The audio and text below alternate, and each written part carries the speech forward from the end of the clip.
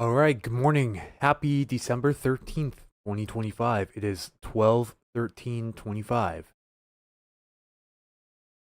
Again, Anthony here, Puget Sound Stormwatch. Welcome in, everybody. Wait for some people to hop in, and then we will get started with our live coverage for today.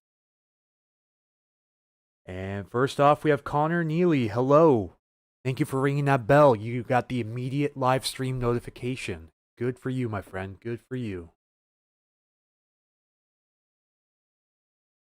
Welcome in, everyone joining from Facebook. Also, a lot of you must have gotten that notification.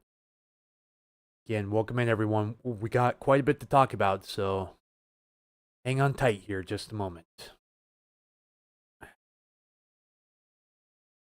So first of all, okay, got a few good mornings on YouTube. Hello, everyone. Good morning. Thank you for tuning in. Again, Anthony here, Puget Sound Stormwatch. We'll be talking about some live forecast updates and some concerning updates with that as well. But first off, we have to look around the area at the moment. Not much in terms of higher mid-level clouds around the area.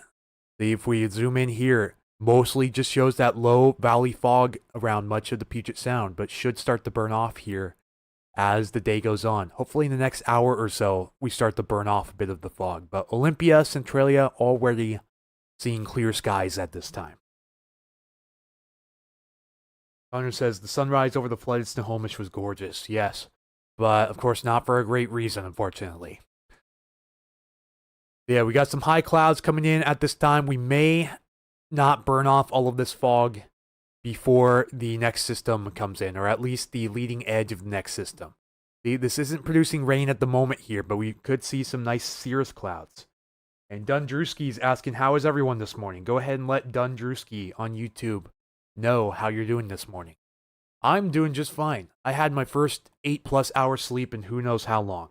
Like pretty much continuous. I don't think I woke up once in the middle of the night. So definitely feeling better after that. You know, resting my voice quite a bit. So we're back in action, folks. Ready for another busy weather week coming up. So yeah, hold on tight. It's going to be another bumpy ride. At least the first half of next week. Yeah, you can already see some radar echoes showing up here. This is our frontal system coming in tonight and tomorrow. This isn't going to do much in terms of wind or rain, but it is going to be noticeable. I will say that. It's not going to be our Pineapple Express coming up. You see, you have several of these little low pressure systems here. You have like 4 of these just in this general area. Plus the surface low up here that's ushering in the front. Yeah, very, very good to recuperate, for sure. Feeling much more well-rested today. Not 100%, but definitely much more well-rested today. Yeah, this is our frontal system, and then this is going to be our Pineapple Express. It doesn't look like much right now. It's going to take a little bit for it to get going, but you'll notice it by tomorrow around this time. It should be a huge fetch of moisture on its way up here. I see a pretty gnarly low-pressure system forming with that too, but that's not the one that we're going to be watching coming up. It's still yet to form at the moment. And we'll show you some more details here in just a moment. Let's head over. So this morning's 12Z European run. And yeah, that's what we're expecting Monday morning, Monday night by the looks of it. Yeah, anyways, here's our frontal system coming through. See, it doesn't do too much. It kicks up the winds a bit over the waters. Whidbey Island, San Juan Island, and up through the Strait of Georgia. But otherwise, just breezy to blustery around much of the sound tomorrow with that frontal system. It's what comes in the next day that is very much worrisome. Sorry about that. But yeah, anyways, it shows a nice, gnarly frontal system with that Pineapple Express coming in. And then as soon as that Pineapple Express moves in, boom, we're talking big wind possible around the area. Again, possibly dealing with some resolution issues here on the European. So let's take the yellow and the darker colors for the smallest grain of salt right now. We have to wait till we get in better range of the high-res models and we get some more agreement on that. We only just got in range of the high-res late last night and early this morning, but we don't have enough model runs to really have a great idea of what's coming up for more pinpoint specific areas. Rather just a larger general area around. And it's already showing 40 to 45, even greater than that, close to 50 for some of the Puget Sound. And it's just, kind of just gives me a sick feeling to my stomach when I see some of these wind gusts. But not only Monday night, but also, Monday morning, but also a 1-2 punch possible literally the next day. Tuesday night, Tuesday afternoon as well into Wednesday morning. And it's just, it's not looking good. It just keeps trending up as we get closer instead of trending down. I wish I had some really good news for you guys, but I really don't. It's just, it's not looking great right now for the area after floods. Not to mention we'll be getting hit smack dab with that Pineapple Express right before Monday's event. May even happen during it as well, so we could have some treacherous travel conditions around the area Monday as well. Ashley, you may have just missed my comment that I made, but right now, we only have the best confidence with the lower resolution models, which doesn't really have a good idea of exact areas, specific areas. All I'm going to say right now is Western Washington in its entirety, except for some areas sheltered from those southwest winds, since these will be out of the southwest across most of the area. So if you got breezy anytime in the last week or so, because I know we had these southwest winds last Friday also, and today is, Saturday. So about 8 days ago, some areas got hit pretty hard by that. Then the winds following up, I think it was last Monday also, some areas missed completely. And some areas overperformed, like Shelton, for example. And if some of these yellows were to work in the Shelton, we'd be talking 50 to 60 mile per hour gusts out over parts of Mason County against the water, if that were to happen. And with all the rain we just had and the 100% plus soil moisture that we have, not only is the rain likely going to run off the soil, but I mean, even a 30 mile per hour wind gust with the right velocity at the right angle can take many trees down in an area, because you can't hold tree roots with liquid. You just can't. It's not possible, especially with areas that still have flooding this morning, like the Skagit River, Snohomish River, and Cedar River valleys. Also, those areas we're probably going to see rapidly exaggerated effects with this wind. Just bring my Christmas decorations in. Yeah, you may be a bit better off if... Let's zoom in a little bit to give you a better idea. I'm just showing the wide view at the moment. That would be a nice mid-latitude cyclone Tuesday night. Looks like it has the bent back occlusion and everything. Textbook for a cyclone up here. Yeah, you may be sheltered if you're south of Olympia down here along the Chehalis Valley I-5 corridor, although you may have a little bit of gap here between the Black Hills and the Willapa Hills that would allow some of these bigger winds into Thurston County. Again, we're looking at Wednesday morning, Tuesday here, but let's go back to Monday. Monday right now, according to this imagery, looks a bit more sheltered in Olympia, but still 40 mile per hour gusts possible. And it shows 38 for Tacoma, which is a good downtrend, but in that immediate area, it's still showing up to 45 here along the strait, possibly higher. Again, these are coming out of the southwest. So a lot of these these areas that get blown up by southern winds aren't expected to have that happen, luckily. But the southwest winds, which for the most part, the Willapa and the Black Hills will absorb most of this, Olympia southward, we could have some winds leak down the I-5 corridor here between, say, Tumwater and Grand Mound. So just a little heads up there. Yeah, you're down to Chehalis. You may get lesser winds from this, which is good, but I would still possibly bring in as a precaution. Hard to tell from the map. Okay, sorry. A couple of questions coming in, trying to get through them in a timely manner. Hard to tell from the map, but it looks like Osa may see gusts in the yellow. Possible. We have to check out some high-res models, and we'll go look at what we have readily available to us here in just a moment. I just want to get through these questions first real quick. Initially, I would agree that Oso may be in a risk zone because the Stillaguamish, the North Fork in particular, goes up from Arlington into Oso from southwest to northeast, which would, in theory, add kind of a wind tunnel effect to the Oso area. Kind of like what we see with the narrow strait when we get the southwest winds. Are winds east to west? No, they're southwest to northeast. Looking like a pretty big blow to the foothills also. But again, no east winds. How are we looking for Enumclaw? Well, we'll go check out specific areas here in a moment. But I'm just showing you the European lower res right now because this usually does a better job with the wind around the area. And even this is showing some very, very concerning numbers. Like almost kind of gut-wrenching to me after all of this rain we had. Yeah, okay, I see a couple of Enumclaws now. Yeah, we'll go more in depth in the Enumclaw here in just a moment. But I have some YouTube comments as well I need to go through. Does it look like there will be another rain shadow over Everett? Maybe. It's looking like the rain shadow will be oriented over its normal position. Because remember, we're not having a west to east atmospheric river this time. It's more so south to north, oriented more a little bit towards southwest to northeast. So more so south-southwest to north-northeast. Yeah, Kim, also Enumclaw. So we have 3 Enumclaws. Hang on. Before we go into timing, again, we're going into high-res models here, and confidence still isn't 100% there, just as a heads up. This is only kind of an initial forecast. And we need many more model runs here over the next 48 hours to start to get a good idea. See, this would be with tonight and tomorrow's front. Again, not terrible, but even a wind gust of 30 miles per hour, again, in the right area at the right time can bring down several trees. This is Sunday morning across the area.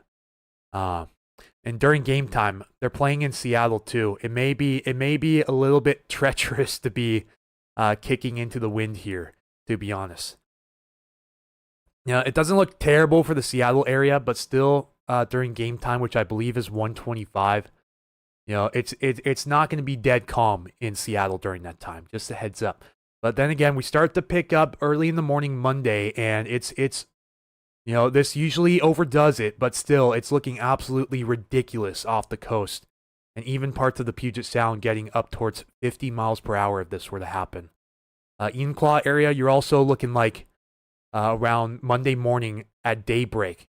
You could have wind gusts upwards of 45 miles per hour. And again, southwest winds too. Not easterly, not south, southwest.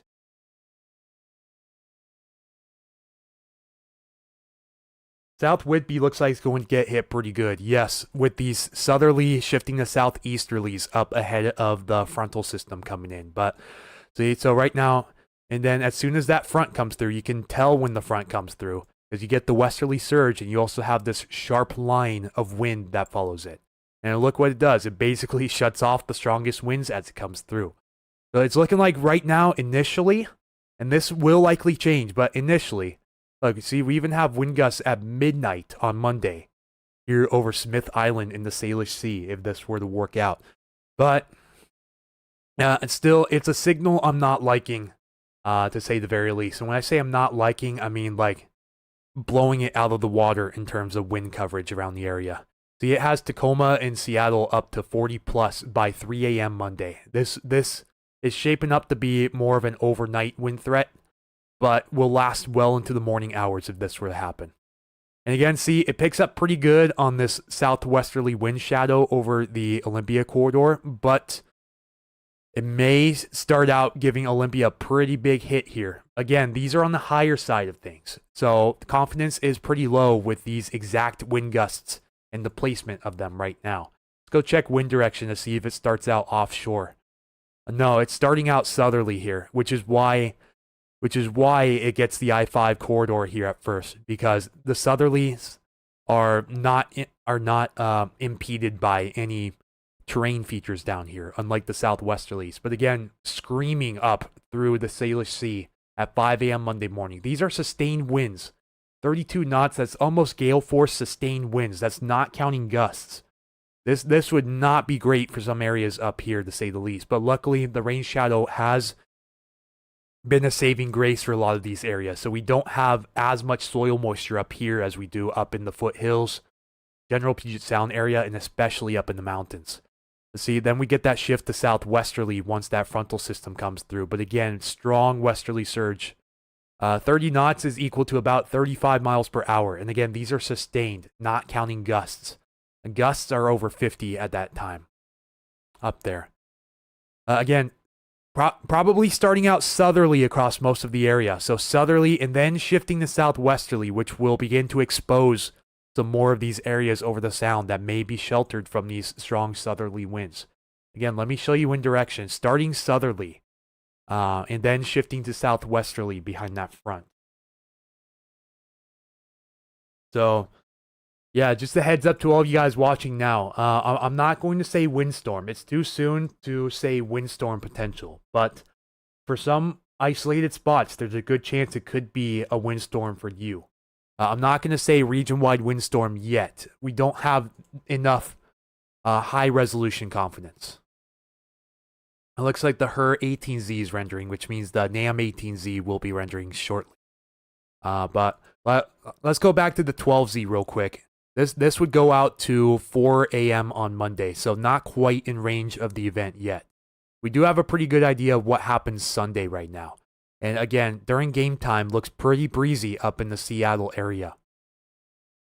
And continues to be breezy during game time. But again, nothing strong there. Then you notice Sunday night going into Monday here, and you start to see these winds take over the coast and the north edge of the Olympics here. And Sailor Sea as well. Again, starting out southerly across the area, but then shifting to southwesterly. So a little bit of a correction to what I said earlier. It's likely not gonna be southwesterly the entire time. It's going to start out southerly, and those of you exposed to southerly wind gusts will likely get hit pretty hard by this. How much do you expect the floods to be receded by then? Most of the flooding, not counting with tonight and Sunday's system, which is just a quick punching front coming through here. It won't bring terrible amounts of rain, but we should be at least below moderate flood stage for any of the flooding rivers by then. Although it can't make any guarantees for the white and the green in Auburn, which are expected to remain at either high-end minor flooding or low-end moderate flooding through easily the next week. Just because they're also doing dam drainages upstream too at both the Mud Mountain and Howard Hanson dams. And they might also be draining the Chester Morse as well, which is probably why the Cedar River is running so high still. So we'll definitely see flood improvement, but before these winds come through, as soon as that Pineapple Express comes in, it's going to be windy. And let's check radar to see if by this time, yeah, it's looking like it's going to be absolutely stupid here on Monday, because these are just heavy rain showers. We're hoping we have, see, it's showing a pretty good rain shadow up here, and it may even be showing a rain shadow extending through here. But then again, the winds at the surface are going to be out of the south during this time, but aloft, they're going to be a little bit more out of the southwest, which means thousands and thousands of feet above the ground. You know, that's how wind shear works. Changing wind direction and speed with height, or in simple terms, changing velocity with increased height. You know, we're going to have decent amounts of wind shear in the atmosphere during this time. It may not be fun flying in and out of SeaTac, to say the least. But yeah, I want to see if we're in range here of the 18Z yet. We're getting some frames rendering. We're out to 40 hours here. We're not quite in the full range of the event. We can only go out to 2 a.m. And it shows scattered showers here, but the heaviest of rain right now over the Olympics and Vancouver Island. But that should start to work its way eastward as time goes on. Now let's go take a look at the winds at 2 a.m. And see, it's still quite blustery here over Tacoma. It's even showing upwards of 40 miles per hour over the strait at 2 a.m. on Monday, which I'm hoping does not verify. Why are they saying maybe stronger for Vancouver Island tomorrow night? Because these winds, as I'm showing here, are going to be starting out of the southeast if you're on Vancouver Island. You know, southerly up here through the Sound, but out of the southeast as you go over the open waters in the San Juan. So these are going to be making their way up towards Nanaimo and surrounding areas. See, we hit 32 there at Nanaimo at nearly midnight on Monday. Yeah, this is because it's going to be ahead of the front, so the winds are going to want to be flowing into the front rather than... All right, look, let me describe that better. So at a front, winds meet at different directions, usually from the south or southwest ahead of it, and from either the west or northwest behind it. So we get that wind shift. But, we have lift from those two winds converging. A front is basically a super elongated convergence zone, in theory. But there's no mountains or anything. It's a much more elevated feature. It's not really based on the surface. The winds always do make their way down towards the surface. This is why we have this threat of strong winds down here at the surface. But the winds are much stronger, thousands of feet above the ground, where all of this strong, what's called isentropic lift is taking place around the area. Oh boy.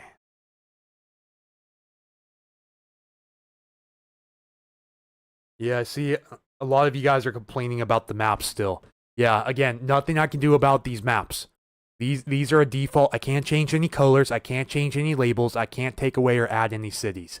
All I can do is select coordinates and give you an estimation based on that, but it's not going to be exact. So again, sorry about that, but there are limitations with the software.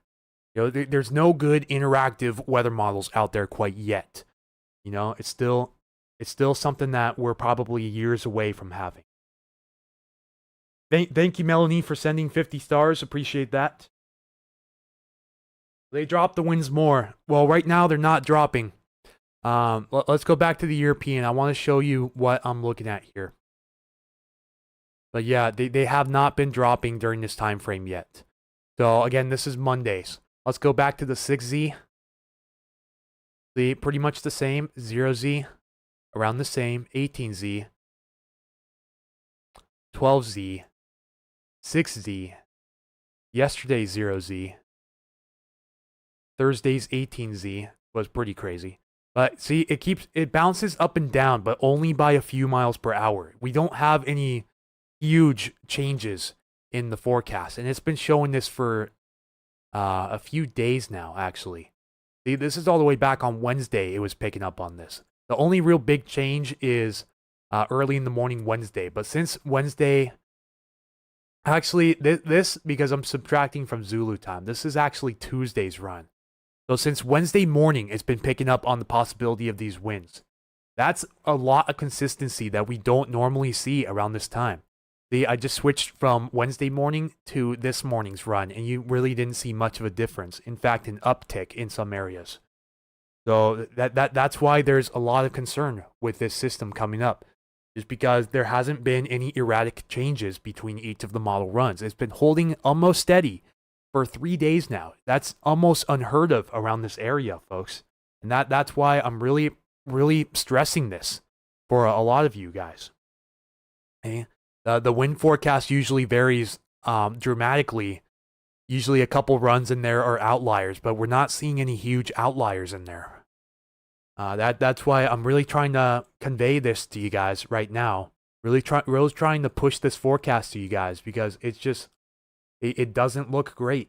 It looks very much concerning. For a lack of better words, I'm trying my best to not fearmonger you guys, but I just want you guys to know what could be coming and to be ready for it. Okay, I'm not saying that the wind apocalypse is on the way, but I am saying that it could get rather windy around the area. And with the effects of the rain we recently had, it's just, oh boy, there's just a lot to talk about, guys. And hang on,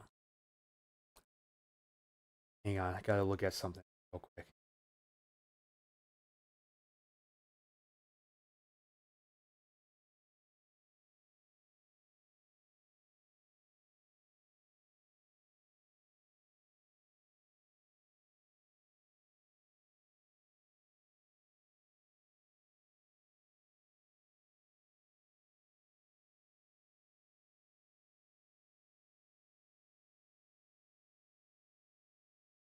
Okay, someone just sent stars. All right, Kelly Ray Munden, thank you for sending 100 stars. Appreciate that. Great. Was dark pink now red? Yeah, some uptrends around the area. And we'll go look at the high-res imagery one more time here. The HER's just about done. So this should be in range of late Monday morning so we can sort of get an idea here. Like I said, we're still waiting for the high-res model runs to get in the full range here. And yeah, it's just not looking too good. Jeez, imagine if we got 60 miles per hour at 7 a.m. on Monday. So this is out to 7, so we're not through the full duration of the event yet. We still have a couple more frames here to render on the high-resolution rapid refresh, aka the HER model, as shown here. Oh, and I just found out they also included us in a general thunderstorm risk for Monday as well. That would be interesting. Hang on, let me bring up the SPC outlook here. Actually, we can pull this up here on Pivotal Weather and look at a more specific area. Let's see, these are current hazards. These are warnings, watches, advisories for the area. Still have a number of river flood warnings here. Skagit, Snohomish, Snoqualmie, Green, Cedar, White, Chehalis, and Cowlitz. But overall, really good improvement. They've canceled all of the flood watches, canceled any of the aerial flood warnings. They even canceled the flood warning for Sumas, which is great news. But what's not great news here, let's go to the SBC. I want to see if they updated the day 3. No, not yet, but it will be coming soon. I just saw that they put our area in a green contour here, the T-storm here. So not severe weather, but we could have a chance of a thunderclap or maybe some lightning throughout the day Monday as well. Just a little heads up for you guys that are into that stuff. Or don't want to see it at all, which I completely understand again. Yeah, we should be just about done here with the HER 3KM model. Which means we'll see the bigger picture out to about 10 p.m. once it's all done. Oh man, that's not good. That is really not good. I hope this is just a glitch. This is at 9 a.m. Monday. Oh boy, that would be awful for those areas up there, including along the Snohomish here. Oh boy, that would not be good. That would be terrible. That would be terrible. I do not like that one bit, folks. Again, I really hope this goes down, or this is just like a one-time model glitch. But this shows 63, just west of the Snohomish River there. Which, oh my lord, that would be something else. This would be at 9 a.m. on Monday, so very early in the morning. You see a lot of areas too. A lot of red here. This is over 45. Dark purple here would be over 40. And the yellows are 60 plus. This would show 56 for Everett, 63 for Hansville. Linwood area would be at 56. Snohomish general area would be at 58. Monroe, 56. Just terrible. Just absolutely terrible if this were to happen. This is why we need to watch things over the next 48 hours, just to watch these trends, because this is the first model run from this model within range, and it's just giving red flags, all the way around. So, we'll have to wait for further model runs to run, and the only ones out to this range right now run every 6 hours. So we just completed this hourly run here, and oh my lord, it gets even worse for 10 a.m. It gets even worse. It shows Everett over 60 miles per hour. Oh no. Oh no. Oh no. Oh no. See, so the model just completed, but we'll have to wait till around 4 p.m. tonight to see the next updated model and see if it follows this trend. Geez, over the Black Hills, 70 miles per hour over the Willapa Hills. Are you serious right now? Oh man. Unfortunately, not fantasy right now. Anything on the high-res models is far from fantasy. Fantasy is really more than a few days out. If we were a few days out, we'd only have access to the lower resolution models like the European. But this is within 48 hours. See, this is at hour number 48. I don't know if you guys can see it down here, but this is 48.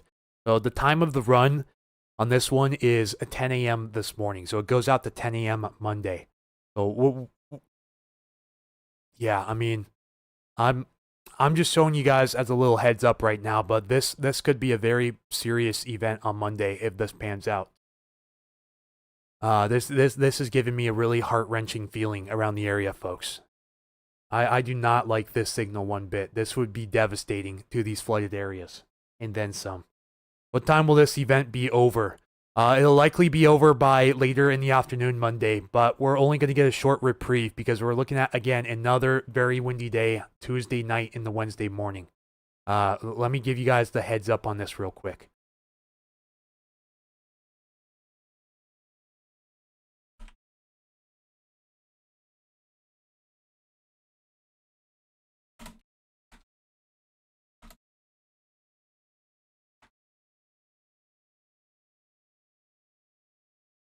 So we are between 4 and 10 a.m. on Monday, and then we go 10 a.m. to 4 p.m. Monday.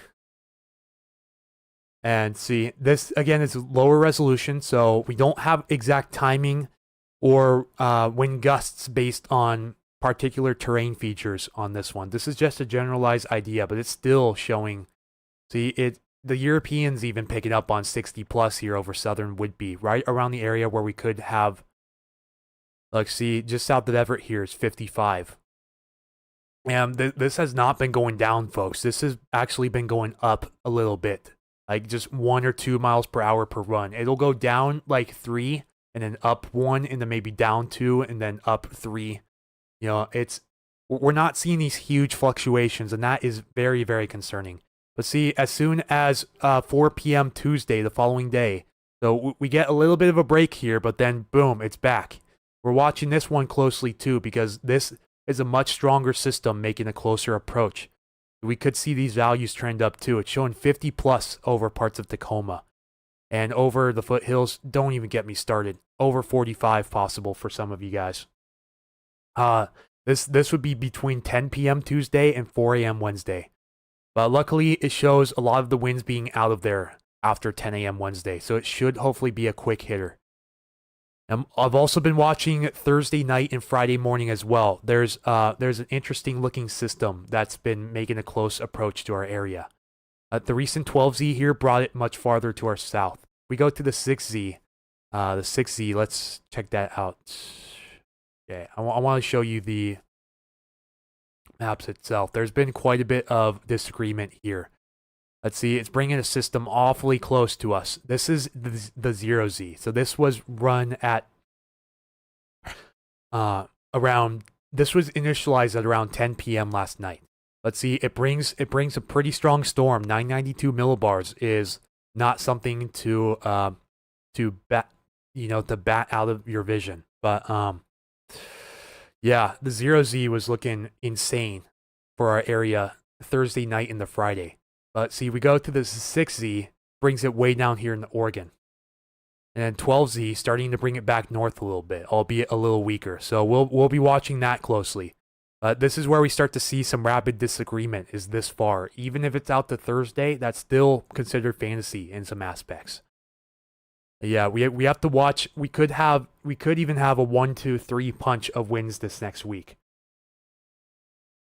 Should be the same. Yes, let's go look at wind direction real quick. So we'll look at the wind barbs.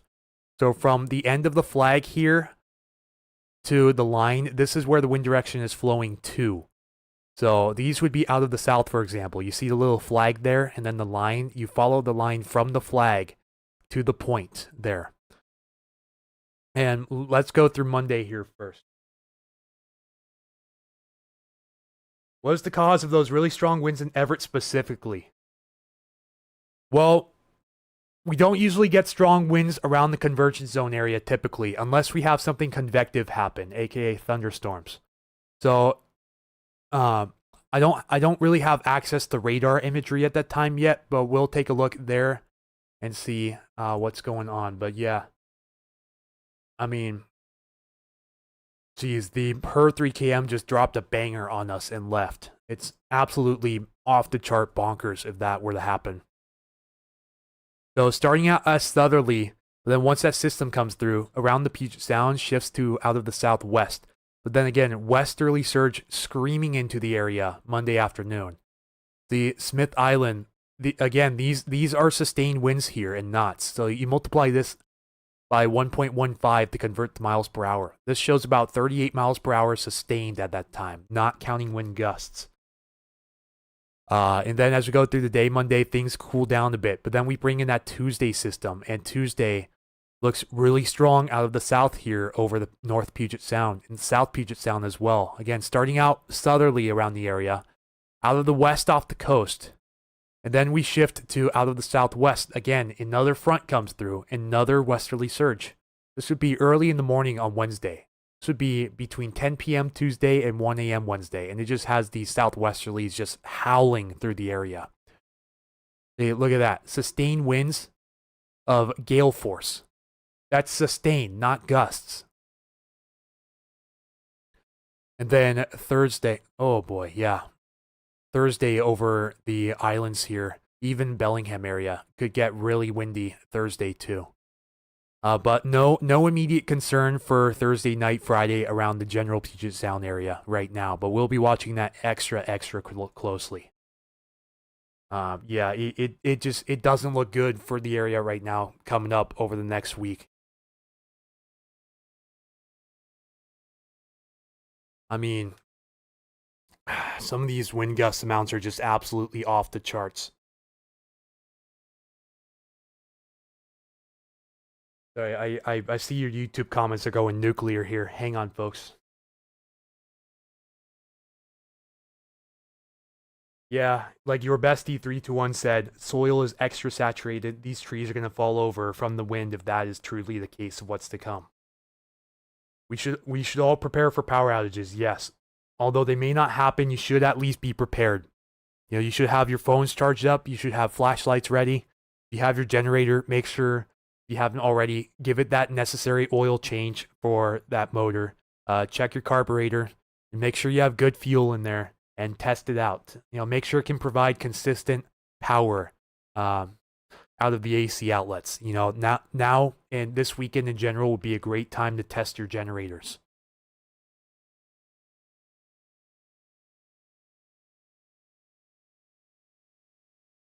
Yeah, flashlights, firewood, blankets, 100%. Because this is going to be happening during that Pineapple Express. So we're going to have the heavy rainfall falling during the time of the winds most likely. See, that's the front coming through on Sunday, tomorrow. And then this is the Pineapple Express. And this is around the time that the wind is supposed to be the strongest, is when the rain is falling heavily over the area. See, look, you don't see pressure gradients like that too often. The closer the bars are together here, the black bars, then the stronger the winds are going to be with that pressure rise right behind that low pressure. I mean, see, and it picks up that convergence zone Monday night too, around the area. But it's just absolute madness for the Everett area if that were to happen. Yeah, like Lisa said, praying the winds change. I'll be honest, I'm not religious whatsoever. You know, I don't have any religion, so I don't personally pray. But if you guys want to pray, feel free. I'm not going to stop you. Everyone's accustomed to their own speech, and I honor that, and I completely agree with everything you guys have to say, for sure. As long as you don't spam, harass people, or, you know, give out personal attacks, or just talk about how the weather's a conspiracy, then I'm fine with whatever you have to say.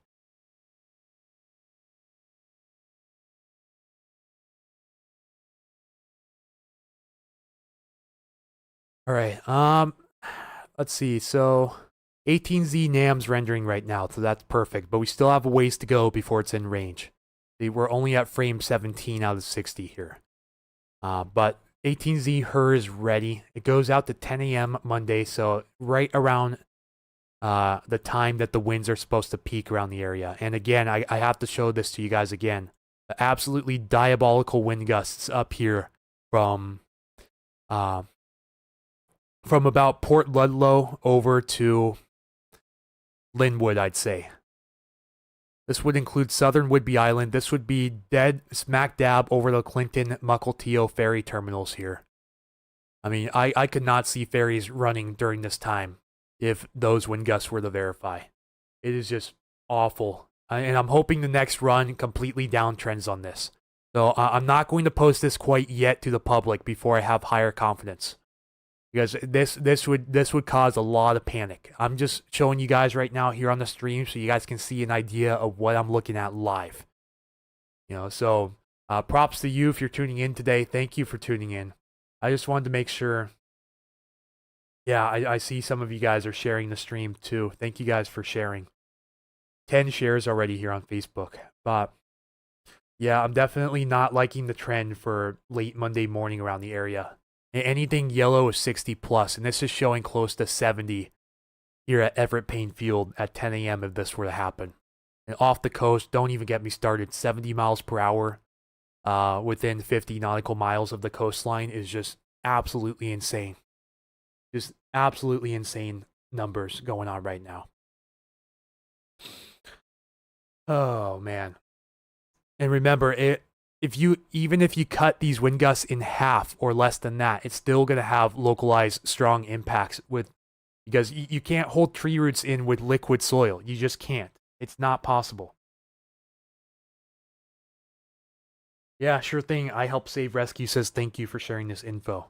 Again, not trying to stir panic. I just want you guys to be aware of what could happen, just as a heads up. But right now, it's not looking encouraging for much of Western Washington here.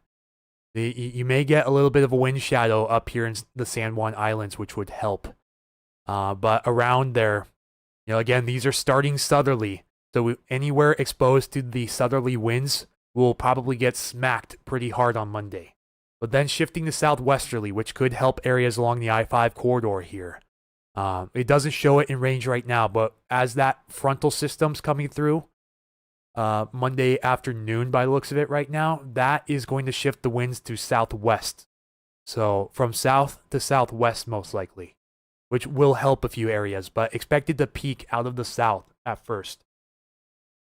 Which again, not good. Hang on just a moment.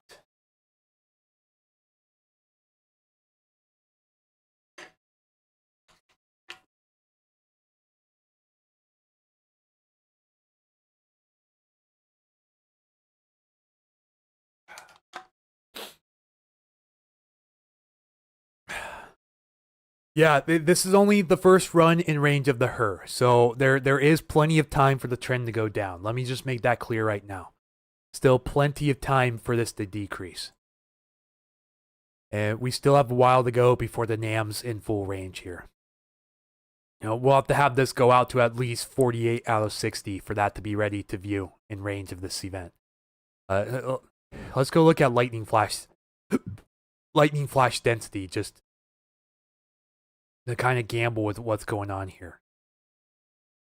This is kind of experimental, so let's take this with a grain of salt. But it's showing possible thunderstorms, especially north of Everett, early tomorrow morning. Probably won't happen. Again, this is borderline experimental. We definitely have a chance of thunderstorms Monday morning, and let's go see if the SPC forecast has highlighted this yet. Go to day 3. Not yet. So I got the initial update from the SPC, but we are in a thunderstorm risk outline for Monday as well. The Pineapple Express is going to bring a bit more unstable air than we normally get with these atmospheric rivers. Because of all that subtropical moisture, there will be an unstable air mass in place that could allow for some thunderstorms during the day on Monday too. And of course, thunderstorms with convection, what goes up must come down. So we could have some locally strong wind gusts from thunderstorms as well.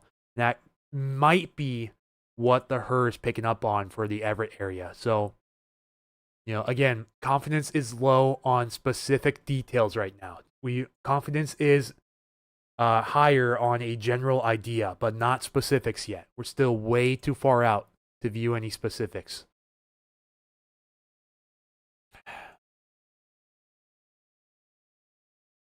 Hang on, folks. Stand by. I want to see what it shows for radar during that time. Yeah, this is tomorrow's front coming through. Again, heavy rain up in the mountains likely, but only for a short time.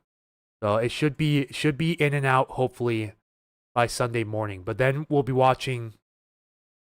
It's kind of a new trend. It kind of has these strong post-frontal showers coming through here too Sunday morning.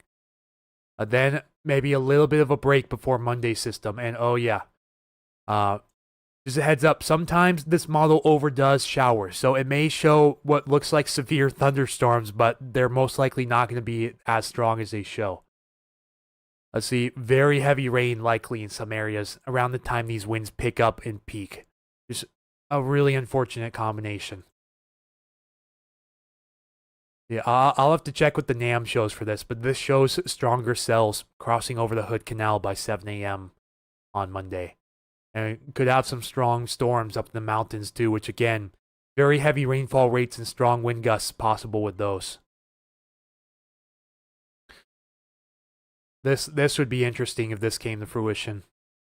But yeah, again, the Storm Prediction Center has highlighted our area now.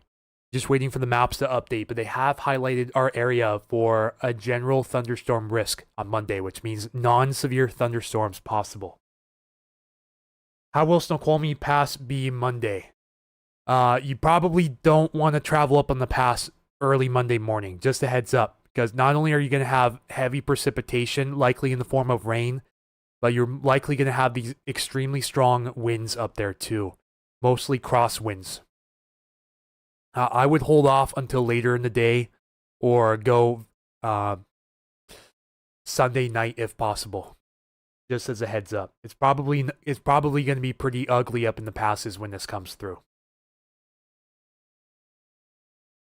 Hey Keith, welcome in. Going over some model runs real quick. We have some new data coming in that's kind of sounding the alarm for a lot of the Puget Sound area on Monday.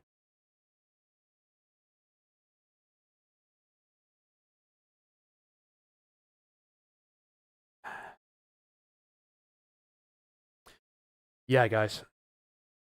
Connor, it likely would not be from the thunderstorms from what I can see.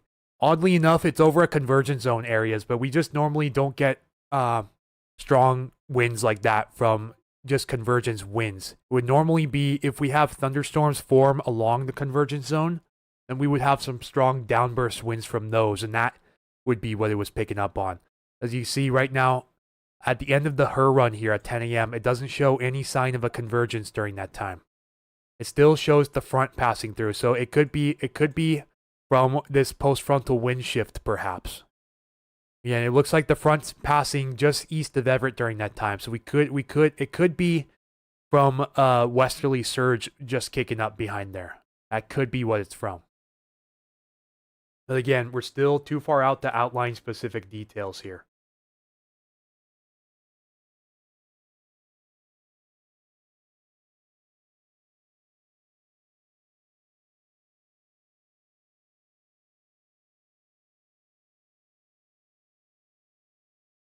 Ooh.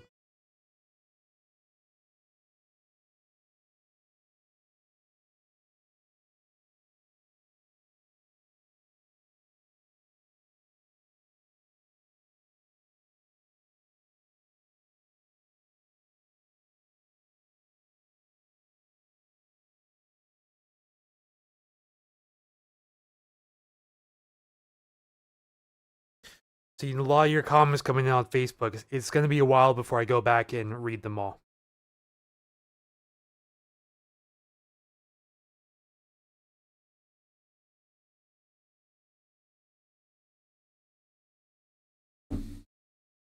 Yeah, forgot about the westerly surge. Winds in the Hood Canal. Winds are going to start out of the south, so you're not really going to have the mountain ranges down here to block off your winds for that area. So, may not start off strong at first, but it's expected to pick up around 10 a.m. Hood Canal area, some areas could be over 50 miles per hour for the gusts. But again, looking at that solution there, what I'm seeing now is it doesn't show as strong of a westerly surge coming into Everett with that. So it's picking up on something else. I'm not quite sure what it is right now, but it's picking up a signal for something else, not related to a convergence or a westerly surge. I'll look into details later on, but right now I can tell you this is the first model in this range. We'll have to wait for future runs as they come in. Now, the next model run for the HRRR here, the HER, as I like to call it, this is a high-resolution rapid refresh forecast model. The next one doesn't start running until 4 p.m. tonight. And we'll most likely make an update tonight to the post that I just made as well this morning. So, yeah. Just looking through some of your comments real quick. Let's see. The NAM's getting close. So we're almost in full range on the NAM. It goes out to 4 p.m. Sunday right now. And it's definitely uptrended for wind gusts in the SeaTac area during the game Sunday. So it'll probably be quite windy over Lumen Field during game time. See, this is 12 p.m. Sunday, and it has 30 mile per hour gusts. This would probably be out of the south. Let's check wind direction. Yeah, it's a bit erratic, but you can tell it's kind of out of the south here, because it's more so out of the south up north. So that means it's usually out of the south down here too. But sustained winds don't look super strong. That's good news. Maybe 10 to 15 mile per hour sustained winds, gust to 30 at time during the game. So it may be a little bit hard for the teams to kick into this weather. Hopefully the Seahawks defer to the north side of the field to start things off if that were the case. Yeah, northwest of Shelton, with that, with the windy weather we got a couple of nights ago, it got up to 56 miles per hour there in Shelton. So, not sure how I feel about that. It may be dramatically more for your area if we overperformed in Shelton with a lower end wind event. I couldn't even imagine with the higher end wind event.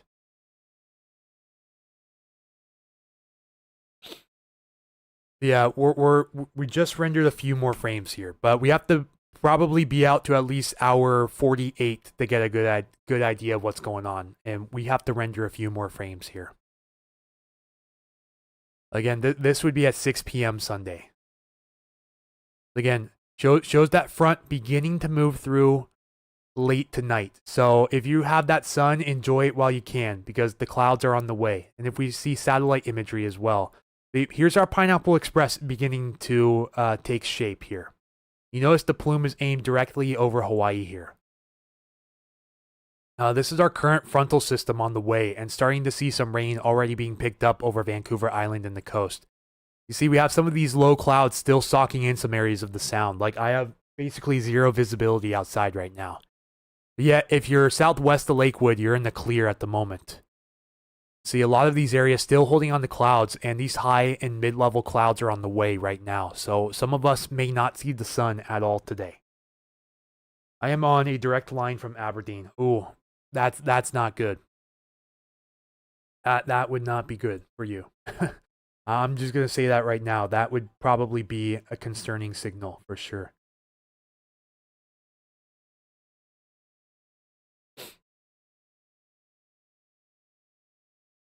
I'm just taking a stroll through Facebook real quick. I'm, overloaded with comments for obvious reasons. Just trying to explain to you guys that, I don't have much customization when it comes to these models. So if your city doesn't show up on here, I'm sorry, there's nothing I can do about it.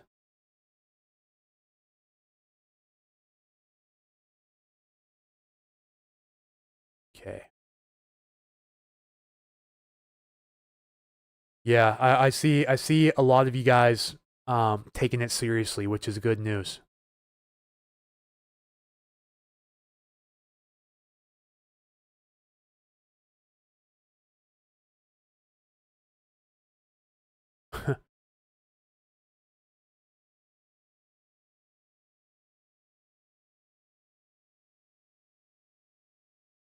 National Blended Models had the wind forecast for the past several days. Probably not a true Pineapple Express.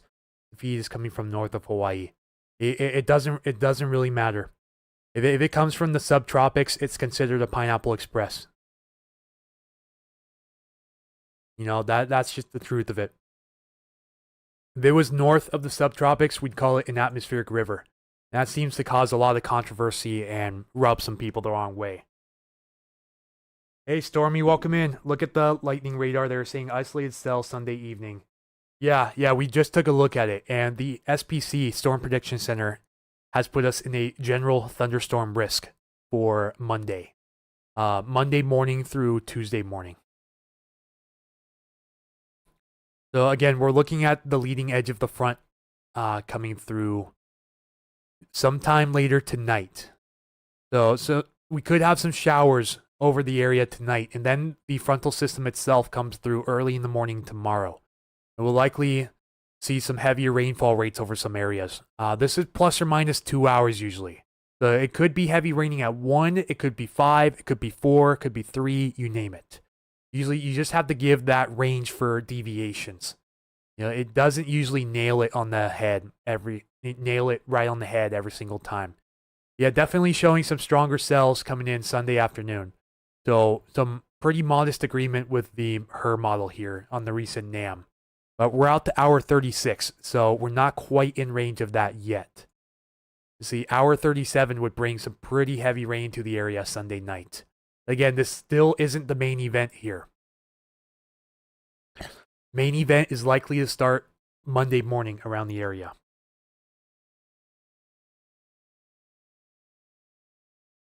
Someone said, good haircut trim, I would suggest a more professional shirt. You know, I've done forecasting in a tank top before. I just put this on because it's better than having no shirt on. Just grab the first thing that I found. But yeah, don't worry. This is not considered a professional service. This is an amateur service. You know, I don't have any post high school degrees that certify me to be a meteorologist. I'm no meteorologist. I'm just a person like you guys who likes the weather and wants to share his knowledge with the weather to you guys. So, you know, I do appreciate the insight though. Thank you for your critique. But yeah, I'm just not worried about how I look right now. You know, I literally these last few streams that I've had, I just rolled right out of bed to stream and then stream the whole day and then go right back to bed. You know, I literally the last 4 days I put in just over 40 hours of stream time to get the information to you guys. Yeah, of course. Don't worry. I wasn't trying to clap back at you at all. Light Rain 8021. Yeah, I do appreciate the insight though. Yeah, normally I do wear at least a full short sleeve shirt while I do this. But yeah, thank you for the kind words. Keep up the great work. Appreciate that. Yeah, of course. You do you. You know, I'm gonna do me. You guys can. That would sound wrong if it came out the way I was about to say it. But let's just forget that. Yeah. Anyways, just really trying to portray the message to you guys. That's all. Message that there is most likely wind on the way, whether you like it or not. So then 1 a.m. Then the main Pineapple Express looks like it's going to be moving onto the coast. But you know, so this is all brand new data we're looking at. This is the NAM, aka North American Mesoscale model, the 3km Con US. So this is a continental US model. It shows extreme southern Canada and maybe extreme northern Mexico. But other than that, it's a model only for the lower 48 from the SPC and NOAA. But yeah. So we have about 21 more frames before the model's done, but about 9 more frames before we're in full range of the event. So I'm just waiting for the last few frames to finish here. But either way, both the high resolution models I looked at, the most recent data does show heavy rain starting around the area overnight Sunday and the Monday. Right behind that front and ahead of that Pineapple Express. So if we do have these heavy rain showers move through, it's just setting up to be a disaster for some areas. Not for all of us. Again, not a scare tactic. It's not meant to fearmonger. This is for informational purposes. Just want to make sure everyone is prepared for the worst, but hope for the best. That is the general expectation.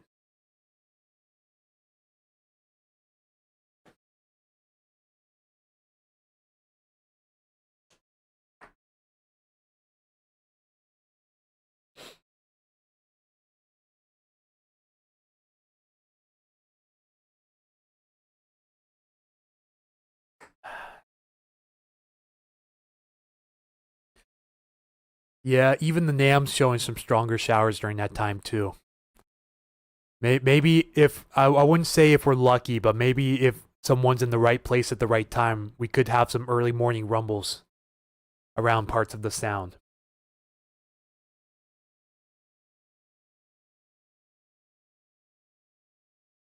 Ooh, the post already got out to over 400 people this morning.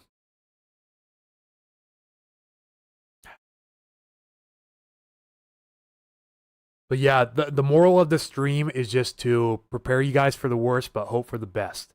That's just why I'm here.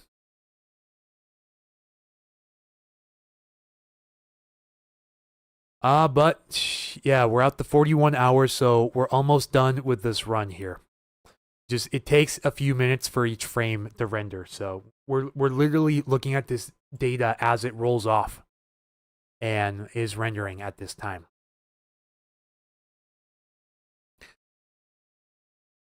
But in the meantime, I'm going to send out some more page invites to you guys. Because over 80% of my page viewers the last week or so have been non-followers.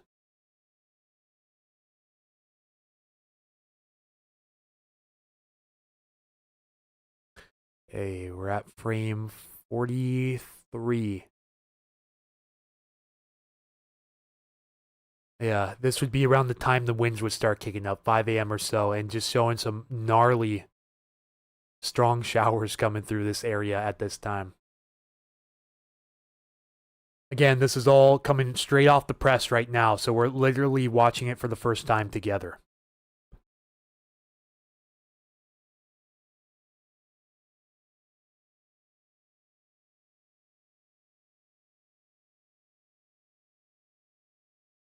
How's it looking for Preston next week? It's looking rough for the entire area next week. We could have a 1-2-3 punch of wind and rain around the area this next week. But for sure, definitely trending up for Monday and also Tuesday night and the Wednesday in case you guys missed it. And after this model run's done, we'll go over that one more time.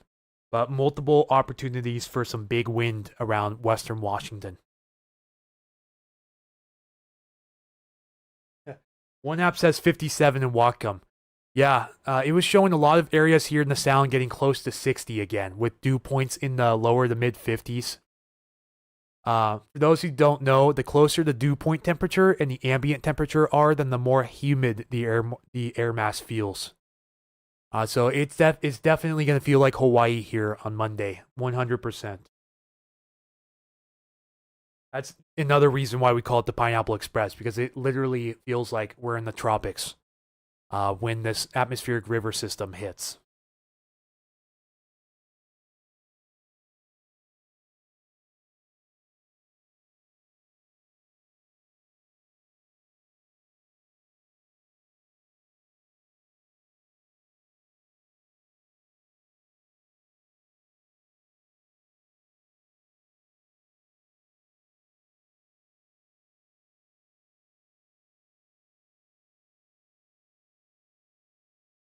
All right, we're at the hour 45, so this would be 7 a.m. Monday, showing heavier showers over the foothills, including you, Preston.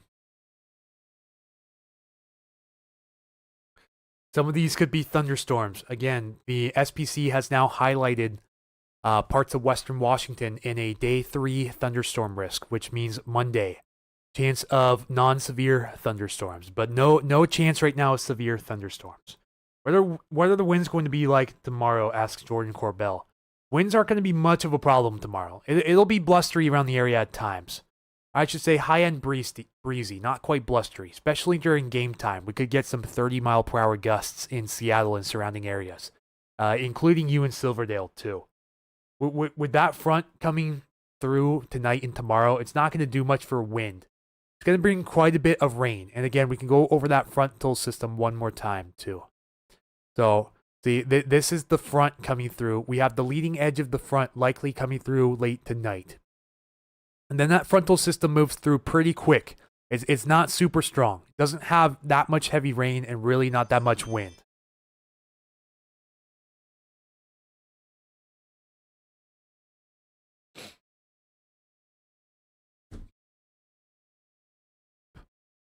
You know, and then that's pretty much in and out of here in a couple of hours, depending on where you are. And then we get a little bit of a break, and then we start seeing the leading edge of that Pineapple Express tomorrow night. And then a lot of shower activity. Some of these could produce small hail and maybe some thunder at times. But the thing about a Pineapple Express is due to its huge source of moisture, and it's picking up a lot of energy off the ocean too. So it's going to bring in a lot of moisture, but also some instability in the atmosphere too. And you need instability, moisture, and lift. And we should have the lift in the area as well. So we have the ingredients for storms to form. And I'm talking thunderstorms here. But the initial conditions are not all the way there right now. So again, going to be a pretty conditional thunderstorm threat to very isolated areas if we get any thunderstorms. At the very least, most of these could produce small hail at times. So just a heads up, we could see some showers produce small hail. And maybe if you're in the right spot at the right time, possibly some thunder and lightning. But the chance isn't great right now. You know, we don't have that much instability. We have a lot of moisture, for sure, from the Hawaiian subtropics. A lot of moisture. We're going to bring some low pressure in behind this. So we'll definitely have a source of lift. I think the question right now is, do we have enough cold air aloft for these thunderstorms to take advantage of? You know, if you have warm air near the surface and cold air in the atmosphere, you bring that warm air through the cold air and you're going to have thunderstorms. If you have sufficient moisture and a source to trigger that lift into the atmosphere, then you can definitely get thunderstorms to form. And both the high-res models are certainly showing that being a possibility. So we are through hour 48 now. And again, see, it doesn't show any thunderstorms over Everett, but let's see what it shows for wind gusts during that time. It's an hour earlier. It doesn't show anything super crazy up here, over 50 miles per hour, but it wasn't showing near 70 miles per hour like the Herb was. It's showing the spot here between Edmonds and Kingston, possibly, that could get up towards 60 miles per hour. But, you know, the NAM seems much more modest compared to what the Her was showing. So it's possible that the Her could be an outlier, and we really hope it is. Because, again, it was showing over 60 mile per hour gusts over parts of Everett Monday morning. But we'll be paying attention to the trends. Like the Her model, this one also renders full runs every 6 hours, so we should have an idea. Although it does take longer for it to come out. It doesn't come out right at 4 o'clock. So we'll probably see these model runs out by around 7 or 7:30 tonight. In which case, I will be posting an update most likely to the Facebook page to let you guys know. As well as Patreon too, if you haven't followed on Patreon. I'd like to give a shout out to a couple of patrons who enabled their pledge yesterday as well. And I believe, Mark Skelton, I believe you're one of them if you're watching. Why does it look like the models are showing it west of Nanaimo a bit? Well, again, it doesn't do a great job showing Vancouver Island on some of these high-res models. You know, although if you zoom in, it doesn't show Vancouver Island altogether. You have to go to the regional zoom to see that area. But you see a very strong frontal system early in the morning. And then that comes through very fast. Could bring some strong wind gusts to the coast, especially well ahead of it here. But it's like you take a butter knife through it. That's how sharp the front is. Yeah, you know, that does bring up a good point. The wind gusts may be strong enough.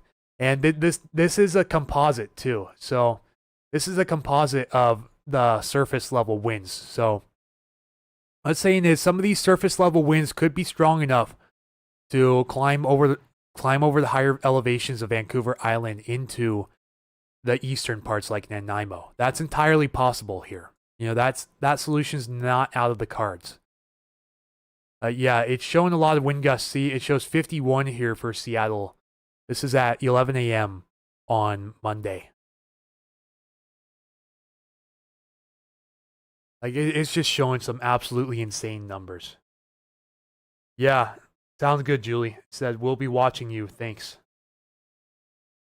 Yeah, I need 2 or 3 more model runs by around this time tomorrow to make an accurate conjecture on what some areas can expect.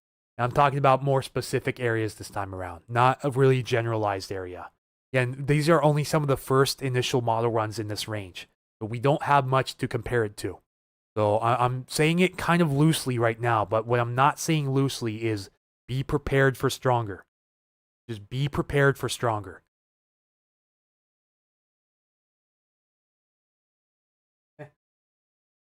Does it come from Hawaii? Is that why we get this tropical weather? It comes from near Hawaii, yes. The subtropics in general. So right around the subtropics like Hawaii is. On Monday, I believe, the Monday system tapped into air from the Philippines. So they actually dubbed it the Mango Express on Monday.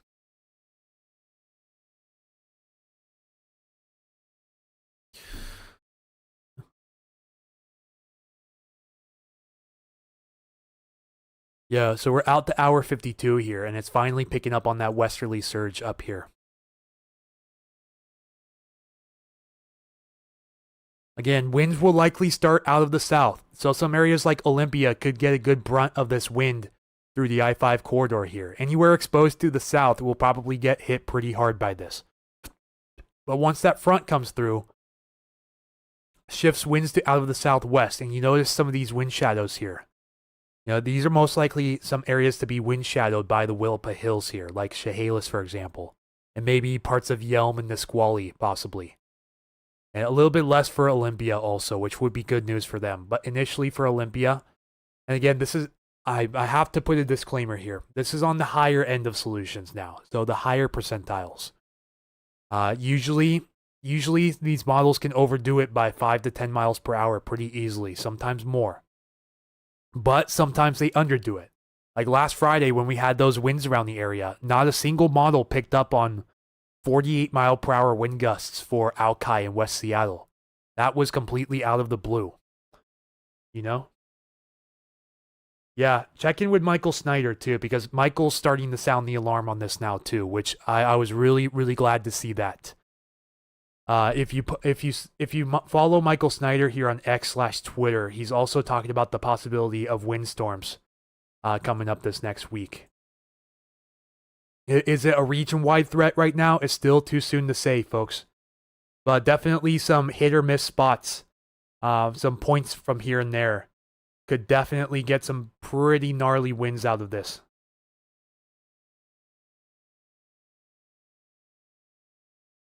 Okay, we're almost completely done with the model run here.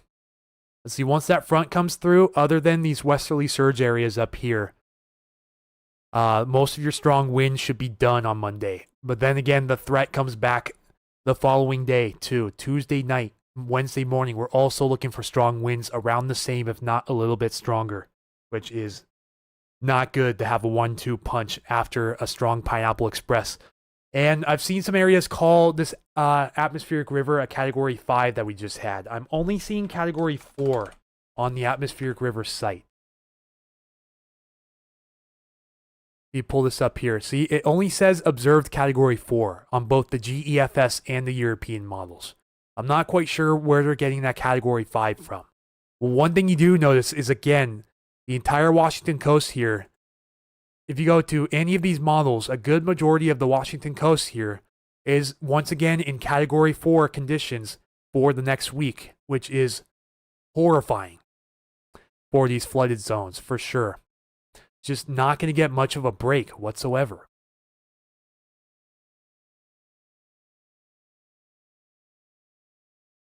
Okay, yeah. So let's go to southern Washington coast here.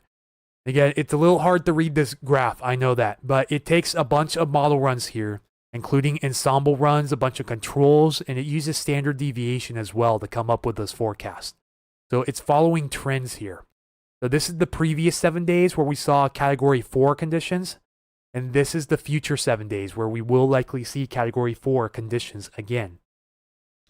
Again, in case you didn't know, atmospheric rivers are graded on a 1 to 5 scale. This is from the University of California, San Diego. They have a really great site to talk about this. See, here's the legend here. with it looks like there's pretty good agreement that we'll see a strong end atmospheric river potential, mainly due to the duration here. So it's measured on a metric called integrated water vapor transport, or IVT, which is in a measure of kilograms per meter seconds, or joules per kilogram if you want to talk energy. So we're expecting between 750 to 1,000 kilogram per meter seconds of IVT, or vapor transport, over a duration of 48 to 72 hours, which shows up pretty well on here. Around 72 hours here, which is top of the scale for duration. But looking drier overall than our last one, which was up in the extreme box here. But still, you do not want to discount this over the next week. Still showing Category 4 atmospheric river conditions for a majority of the Washington coast over the next week, effective 4 a.m. yesterday morning. This is yesterday morning until the morning of the 19th, which is 6 days from now.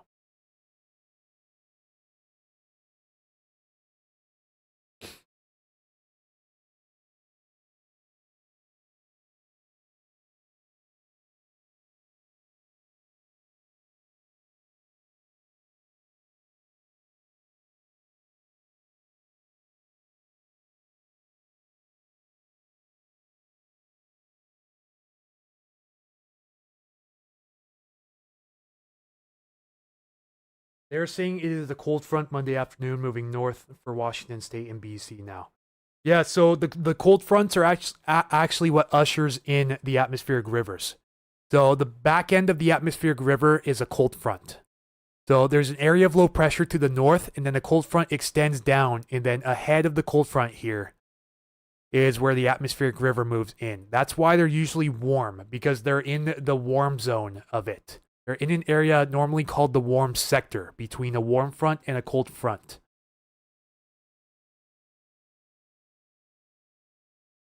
So the warm front is what's going to bring the rain in initially. That's going to raise the snow levels for the mountains. But there's not as much lift with the warm front than there is a cold front. Let me see if I can pull up a diagram for you guys here. There's also other fronts too, like stationary fronts and occluded fronts also. But we're just focusing on warm and cold here. Let me see if I can pull up a good diagram to show you guys.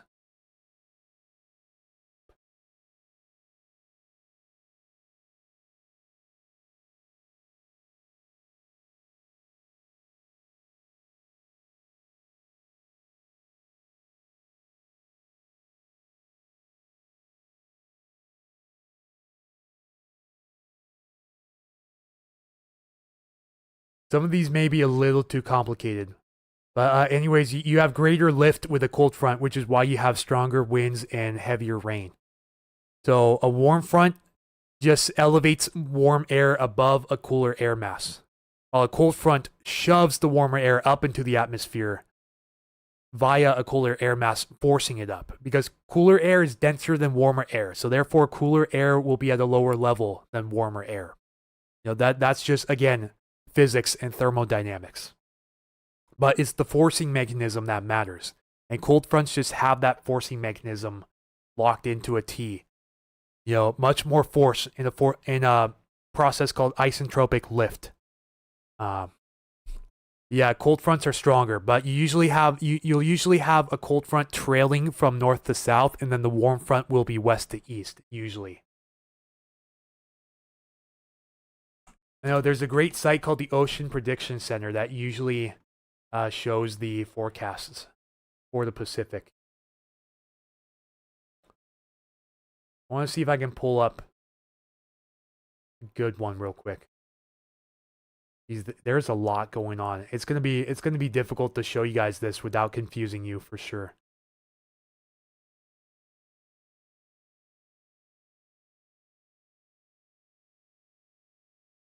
Yeah, see, like this was the observation that we had. This was issued at 10:02, and just look at the number of surface lows we have. Those are the L's with the X's.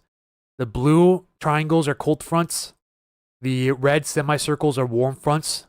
And the purple ones with the triangle and circles, those are occluded fronts. Those are usually the ones closest to the cold front. And when they say bent back occlusion, those are the occluded fronts bending back around the surface of low pressure here. And somewhere down here is our Pineapple Express. Let's see, it's two combined low pressure systems right now. But eventually, these red semicircles here, they will be moving up towards our area. That's the warm front. This is the cold front that's about to make landfall here tonight. And see, it's showing gale force winds right now over there. Even says developing storm, heavy freezing spray, storm force winds, gale force winds, storm force winds. Yeah, here's our cold front coming in tonight, and then this is our warm front coming in right after that, and then the cold front. This is the atmospheric river here, ahead of this cold front. You see, this is a really, really long cold front extending down towards Hawaii. This is what's picking up that moisture and flinging it at us, basically, in simpleton terms. So this plume of moisture is going to be riding along this cold front, guided by this low pressure system into our area. And this same low pressure system here is probably what's going to bring us the wind around the same time, too. NAM3 is finished rendering. Yeah, and we can take a look at that as well. Let's go check out the NAM3 cam here. Yeah, it's finished rendering. So we can at least let's go to total quantitative precipitation forecast, or QPF here. You see, it doesn't show too much for the area. But again, up in the mountains and the higher elevations along the coast, it's definitely going to take the brunt of this. It doesn't look like a lot, trust me. Only around 1/2 inch for Tacoma. But that's on top of what we already got. And remember, the soil is saturated. It's not going to take in any more rain. The groundwater, it's not going to soak it up. So even 1/2 inch on top of what we have right now is detrimental to trees and infrastructure in the area. This is just going to bead right off the soil and back into the rivers or the Puget Sound or the ocean, you name it. You know?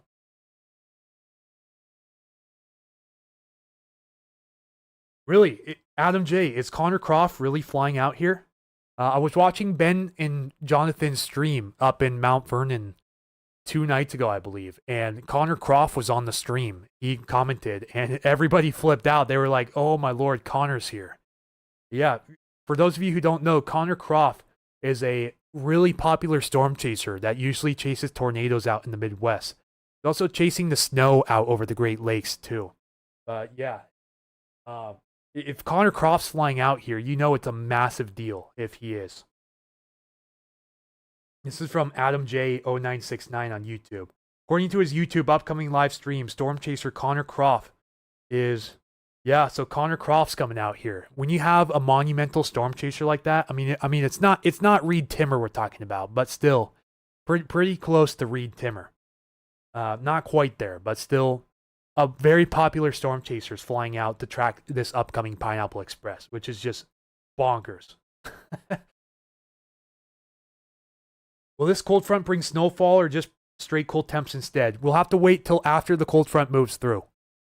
Let's go look at precip type real quick. We'll probably get a good idea of this.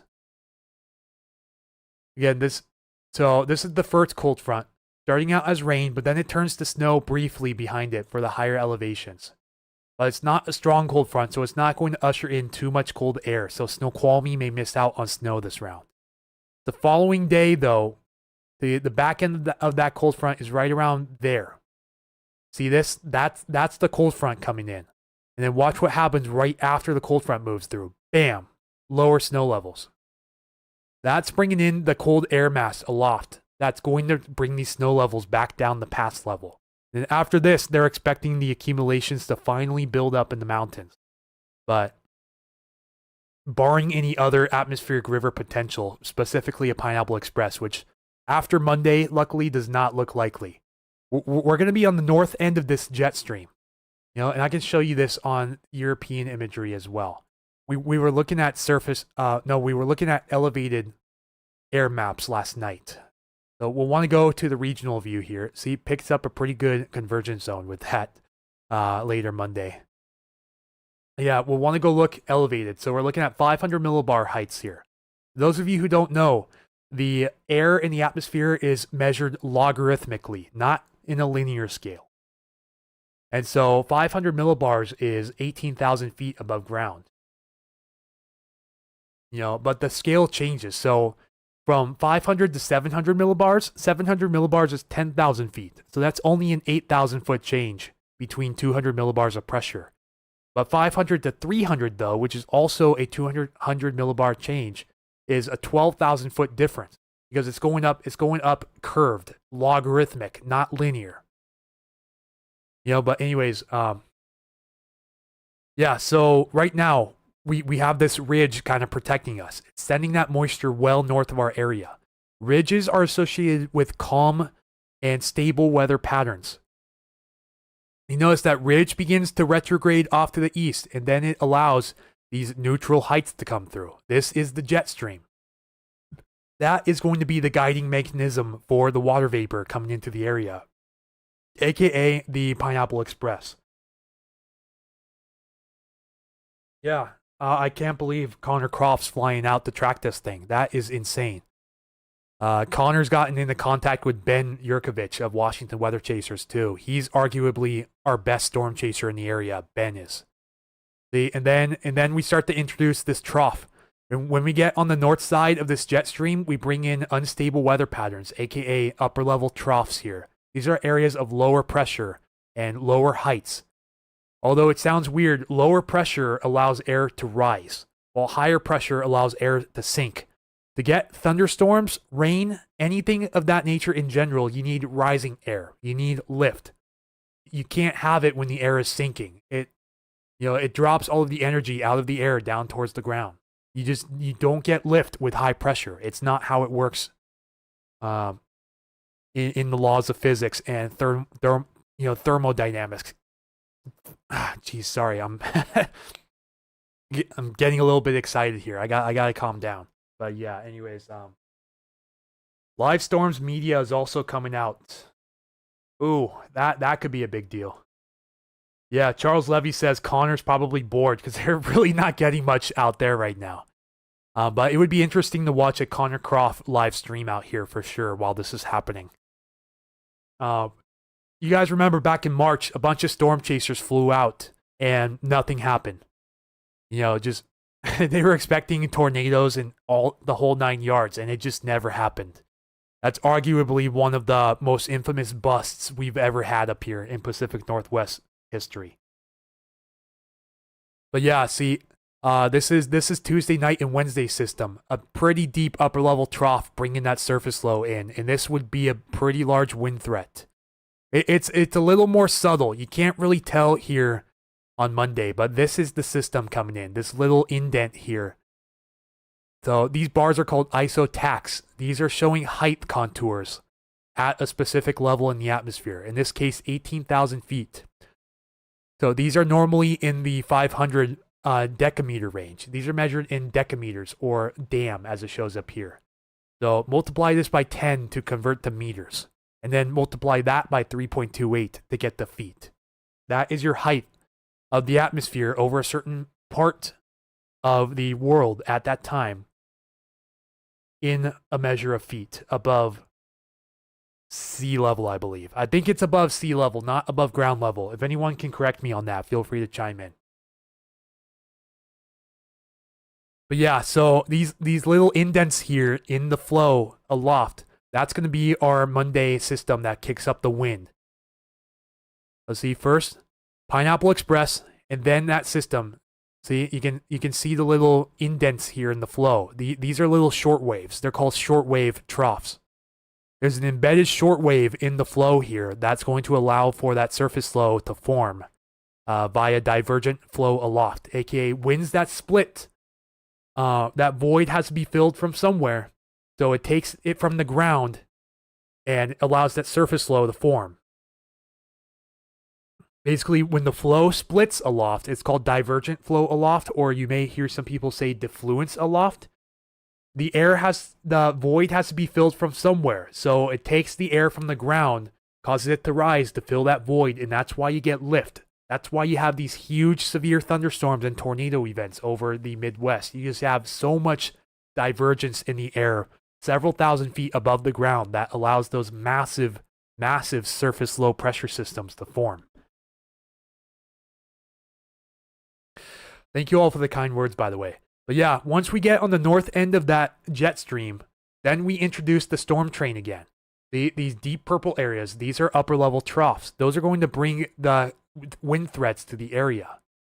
See, and we just, see, that would probably be a storm Saturday night too. Saturday night, Sunday morning. That's a really deep trough right there. That purple, that's a little concerning at the moment, actually. Then the low splits off here, and we get sort of a split pattern. So we have the jet stream to our north, but we also have this cutoff low to our south. And then maybe a little transient ridging pattern, which would bring some calm weather. But then again, we're still kind of under the gun here. We're in Fantasyland now, but we're going out towards Christmas time here. And Christmas time, as we go toward the end of the year, it just has this mammoth, absolutely Godzilla trough. You know, as Cliff Mass said with this system before, the Godzilla atmospheric river, which was just probably, I'm hoping it was satire, but a lot of people fell for it. They're just showing this mammoth trough out here. But again, Fantasyland here. Take that with a grain of salt. That most likely will not happen. But what we are pretty confident in right now is that this ridge, the dark colors here, the red, orange, yellow, is going to break down, move down to the south, and allow this jet stream to come in. And that's going to be our Pineapple Express on Monday. See? And then again, a little hard to tell here, but there's a little embedded shortwave within this jet stream here. This is probably going to be our wind event. This should be our wind event here on Monday. You know, this shows the cold front coming through in the upper levels of the atmosphere here at 18,000 feet. And then we can track our jet stream winds here, 300 millibar heights. See, right now we're on the south side of this upper level jet here. That is our ridge. See, and then the ridge begins to sink south. Boom, Pineapple Express pattern right there. And then we end up on the south side. We end up on the north side of this jet stream. There's a trough coming through. You can barely see it, but it is there. The little kink where it digs into the jet stream there. See, that was our trough, and then it becomes amplified as it moves out into the Midwest. A very subtle feature here at 300 millibars, which is 30,000 feet. For you flight people, for you aviation people, this is flight level 300 we're looking at. And then again, just still under that jet stream, but allowing those little kinks in the flow to come through to introduce those systems. It's very subtle. Let's see, this would be a closed low, aka a cutoff low, but most of our jet streams to the north. This would probably bring more inclement weather to California. See, it's straight under the gun there. This would be Christmas Eve. So again, probably not going to happen this way. This is Fantasyland we're talking about here, but it's interesting looking at the upper level wind maps too, seeing what's going to come up. Yeah, definitely a favorable pattern for an additional storm train coming up, for sure. Just in case you guys were interested in that. But again, let's look at surface level dynamics. There's going to be a lot on this map, so it may be hard to see. These are all ISO bars rather than ISO tacks. ISO bars are based on the surface. They're showing areas of equal pressure. So the closer these lines are together, the stronger winds are going to be. These are usually indicative of surface lows, aka surface troughs. And we have to watch the position of these very closely. See this 984 up here? That's going to be bringing in our cold front tonight and tomorrow. But then watch what happens when this low off the coast brings this Pineapple Express in. See? Boom. Right over our area. Where does it come from? Hawaii. Then that moves in and out fairly quick. Then we start watching for these little surface short waves to come through. See, that would be a front right there. I know it's hard to see. I'm sorry about that. But see, that would be our front Tuesday night and the Wednesday coming in. That would also bring strong wind through the area. And then again, Thursday, you see that little surface low form. We're watching this one too. Last night, it was also showing this impact our area, but it looks like right now it's going to move south into Oregon. But still, we're watching to see if this moves north, because that could be the third punch for wind this next week, if that were to happen. And then after that, we're just in the fantasy land. But we're watching a potential, see, 1, 2, 3 punch over the next week. Debbie Frost, thank you so much for donating 500 stars. I really, really appreciate that. And again, if you guys watching right now would like to donate to help these streams do better in the future and happen more often, please consider donating on the Ko-fi donating site here. It's ko-fi. I know Ben calls this Ko-fi from time to time, which is kind of funny. I think it might be pronounced coffee, but ko-fi.com/Puget Sound Stormwatch. I'll leave the link in the comments for you guys if you'd like to consider. Thank you all again for so much support. All of the really nice comments you guys have left are really, really heartwarming and allows me to want to continue to keep doing this. I wouldn't be able to do this without you guys and your generous donations, so really appreciate the generosity. You know, you can see these foggy areas right now. I still can't see any sunlight outside here in Milton. It's still just clouded up. We may have a short window of sun for these foggy areas before the mid and high level clouds come in. We were already seeing some high level cirrus come in. If you're north of Seattle right now, you'll probably be seeing these high clouds moving in from the west right now towards the east into the mountains. That is the next frontal system, which can be seen here. And see, we're already seeing some rainfall pop up over Cape Flattery as well. Cape Flattery, Nia Bay, parts of La Push and Quileute possibly getting some rain right now. See, that's our front. And we just crashed the site again.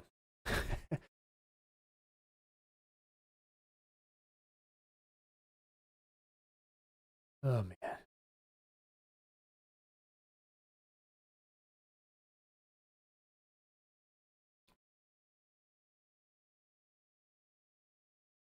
All right, I got to take a look at something real quick.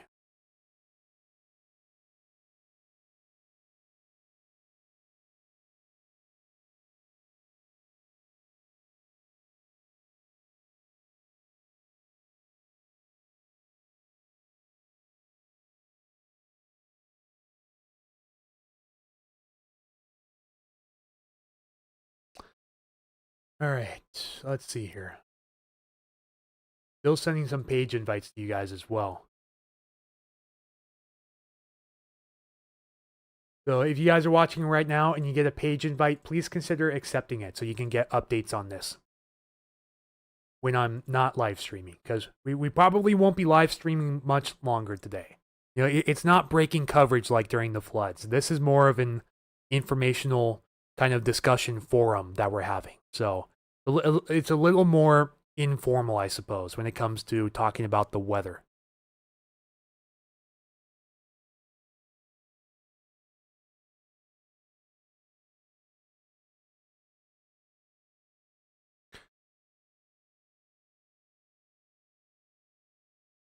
Again, this is what we could be looking at for Monday around the area.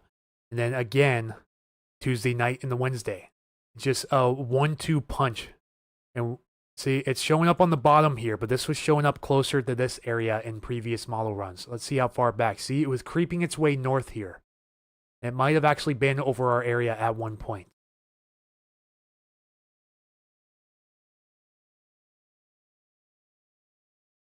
Yeah, see, it was. But that was over 3 days ago.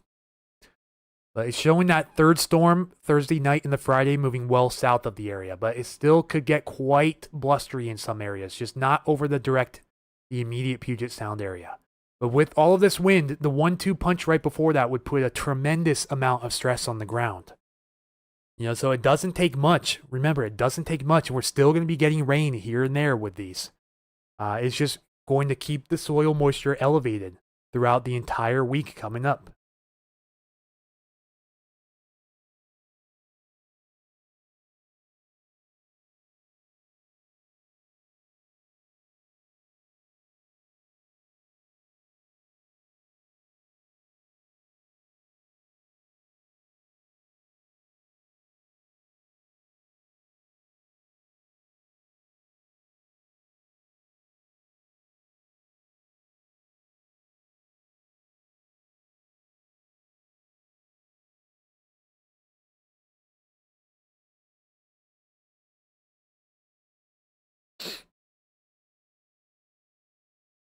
Hang on, guys. I'm just seeing some of your reactions here.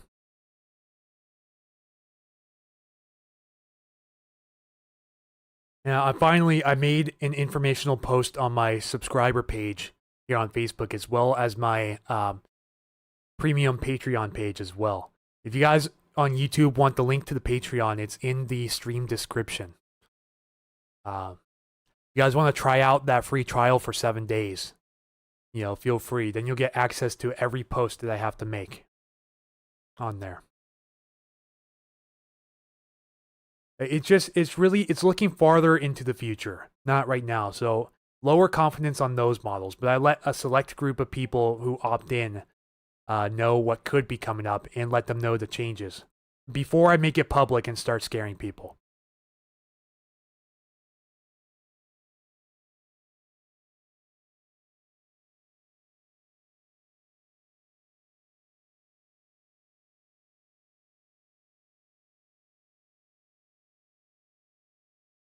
What do we have here? Wonder if we will actually get those wins this time. Truly hope not. Port Angeles.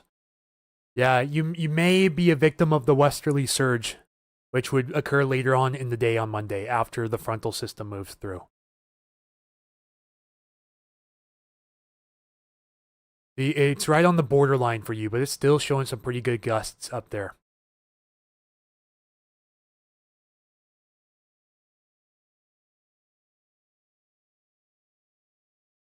Hey, that table though, wow, 2937 from Whidbey Island. Welcome in. Glad to have you here on the stream. Normally, what I sometimes notice, anytime a warm front of tropical air comes through, that sometimes from Hawaii or can be from itself creating its own weather in the air either way. Yeah, because with subtropical moisture, the air mass is much more unstable. Especially if you have colder air above it, too. Which is usually, if you have a trough swing through at the same time, troughs are associated with colder air aloft. Ridges are normally associated with warmer air aloft. And so you get enough lift to bring some warm air up into that cold air, they mix, and you get weather. In particular, thunderstorm. Yeah, Charles Levy. Forecasts will vary based on which area you're in. So that's why some areas busted the last few times. Some areas overperformed. You just can't predict these exact areas. It's just not possible. That's why I'm giving you a general basis of around the Puget Sound. Still, it's too soon to pinpoint specific regions in this area. It's way too soon. Just don't have as much short-term confidence right now. Well, we have to wait for the model runs to come in every 6 hours or so. So we should have a really good idea by tomorrow morning what could happen around the Puget Sound the next day. So just as a heads up. Although we are within 48 hours now, so confidence in this range usually begins to increase.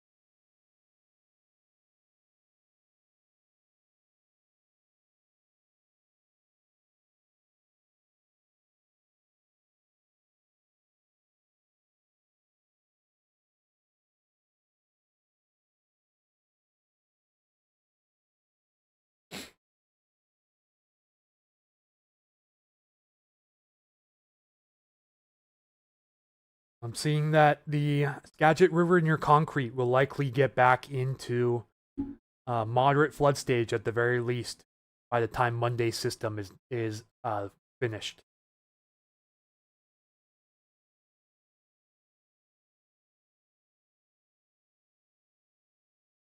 All right, Charles, sounds good.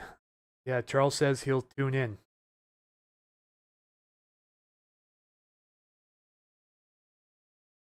It'll be interesting for Monday too, because I just remembered that my family has tickets to Zoo Lights Monday night. So that'll be interesting to see how that works out. If they don't cancel Zoo Lights right before that.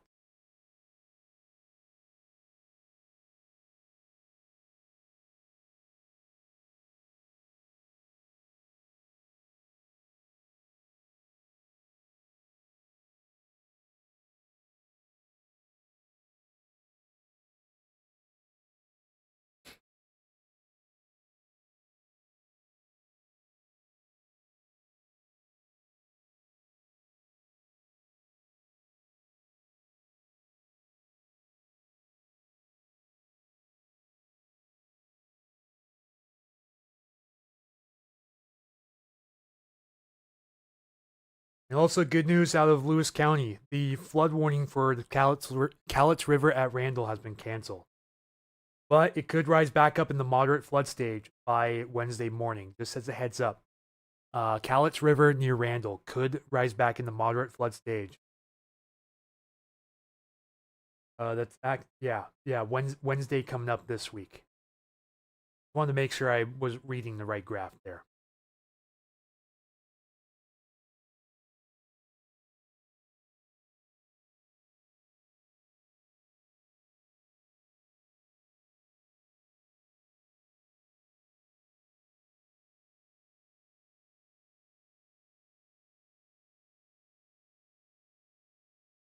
All right, let's look around here real quick.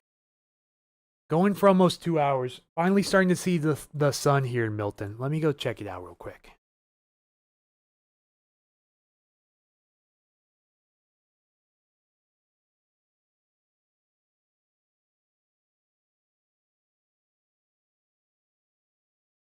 Yeah, it's good to see the sun, but we're not going to see it for long, so enjoy it while we have it, for sure.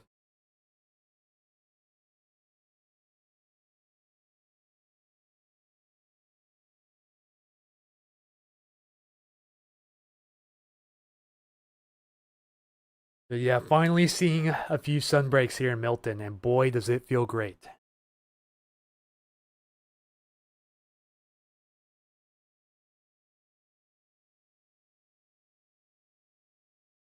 All right, folks, if you're still watching the stream, go ahead and let me know where you're watching from and what the weather's like where you are right now. Feel free. Comment away.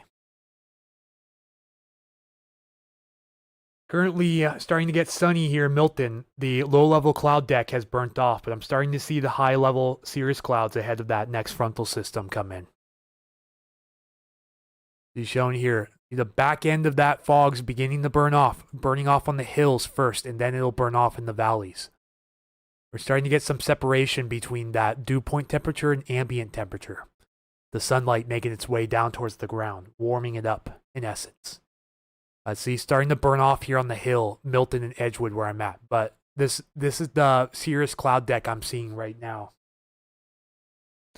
You may notice the clouds begin to fill in, and we're already seeing rainfall over Nia Bay and Vancouver Island with this front. Went over to YouTube and liked, shared here. Thank you. Hope more folks will follow and tune into your streams. Appreciate the kind words, Charles Levy.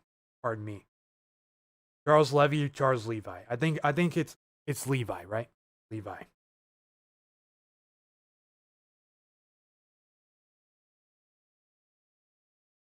Sunny in Covington. Thank you, Ryan, for your reports.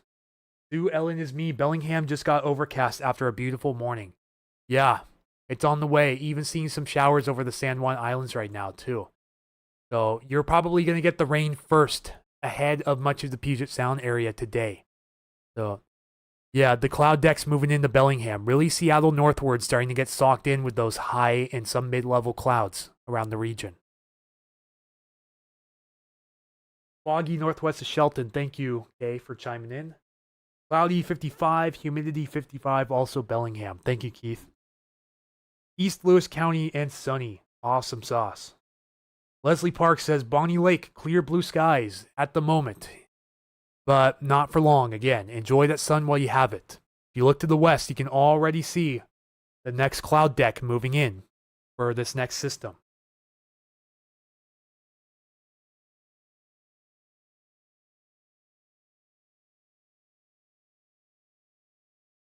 That should be 82% humidity. Yeah, relative humidity is just the ratio between what's called a dry bulb and wet bulb temperature. That's how relative humidity is measured. And it varies based on each level of the atmosphere as well, including the surface. Still not 100% sure on how to identify dry and wet bulb temperatures, so I'm not going to go too in depth on that, but it's still something I need to look into to have a good idea of what I'm talking about when it comes to that. I know you can see wet bulb temperatures on sounding charts, Scuti graphs in particular, but Not too sure about measuring dry bulb temperature right now, but I will certainly look into it. It is something I haven't gone extensively into when it comes to research. Yeah, like Keith says, yes. And for those of you on YouTube, if you see my moderator, Keith Capillero, he is certified in a Meteorology 101 course. Yeah, Keith, maybe we can talk about it after the stream, possibly. You know, if you want to send me a message here on Facebook, feel free.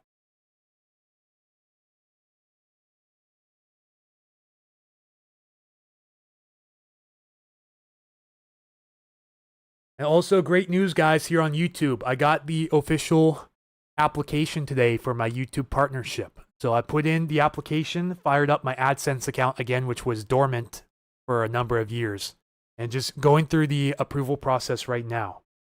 Stormy says I'm ready for snow. Not yet. Not yet. Not anytime soon by the looks of it, unfortunately. But yeah, so I sent in my application and I'm awaiting approval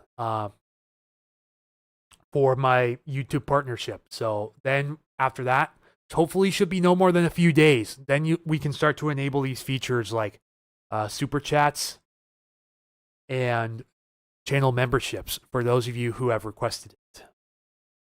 And again, I'll keep everything relatively cheap. I'm not going to charge you an arm and a leg to be a channel member.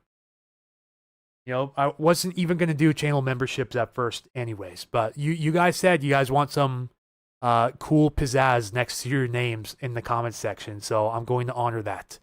And maybe even the occasional member video as well. But trying to figure out if it's possible to cross-post YouTube member videos to my Patreon page without having to make you also become a member to the channel. So therefore, you would be able to watch my member videos if you are either a patron or a YouTube member here for Puget Sound Stormwatch. But I don't think that's currently possible. Thank you, Leslie Parks, for sending 99 stars. Appreciate that donation. Keith says, congrats, you deserve it. Thank you, Keith, for the kind words. Thank you, Stormy, also for the kind words. Yeah, it's a huge step in the right direction here. This is really going to help things in the long term for sure as the channel continues to grow.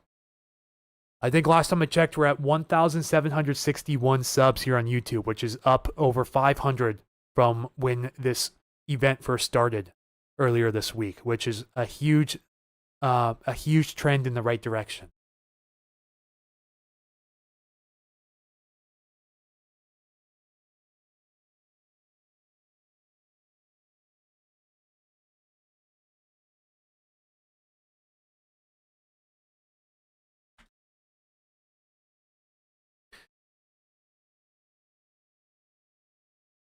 I want to check out something here because someone on Discord just pointed something out.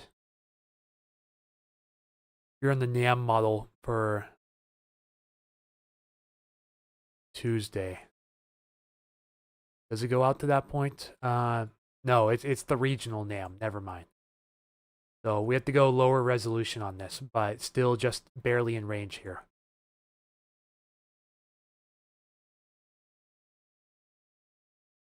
Oof. Oof. Big oof. Oh no, that would be bad. That would be terrible for us Tuesday night and the Wednesday.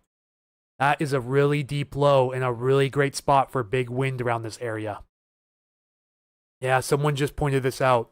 This would basically be a nightmare scenario for those flooded areas when it comes to wind. But yeah, 982 millibars here directly over Vancouver Island. That would mean some huge wind for this area. And see, it deepens as it closes into this area. Even if it moves about 20 or 30 miles farther to the south, we could be talking a monster windstorm for some of these areas Tuesday night. Oh yeah. Again, lower resolution. So likely overdoing a lot of these areas. But still, this is new for... Oh, sweet baby G's. That's all I gotta say. This is Tuesday night, 10 p.m., folks. Not good whatsoever. Not good. Hoping for a big downtrend with this, but I'm not sure. We're a little bit outside 72 hours on this, so there is still time to change. But highest confidence is with Monday morning's system coming through. Right after sunrise, winds could get damaging in some areas. Second person, what was the first person Michael? Out of curiosity, was the first person Michael?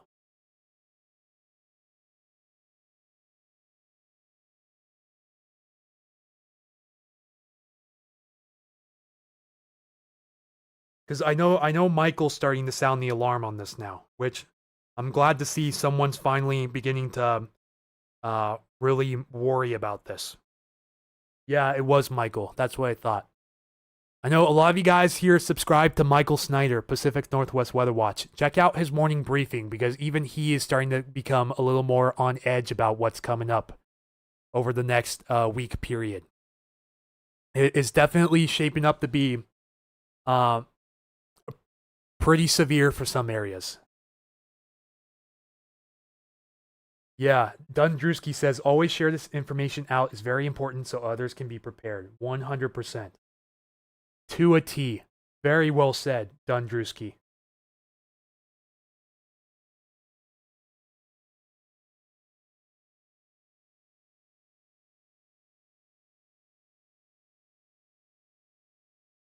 Let me see, did I make the post? I can't remember if I made the post to Blue Sky either, but I made it to X, and it's really, really starting to take off on X.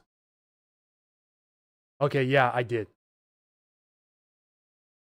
Yeah, seeing a lot of you guys. If you guys follow me on Blue Sky, it's at psswanthony.bluesky.social or .bluesky-social here.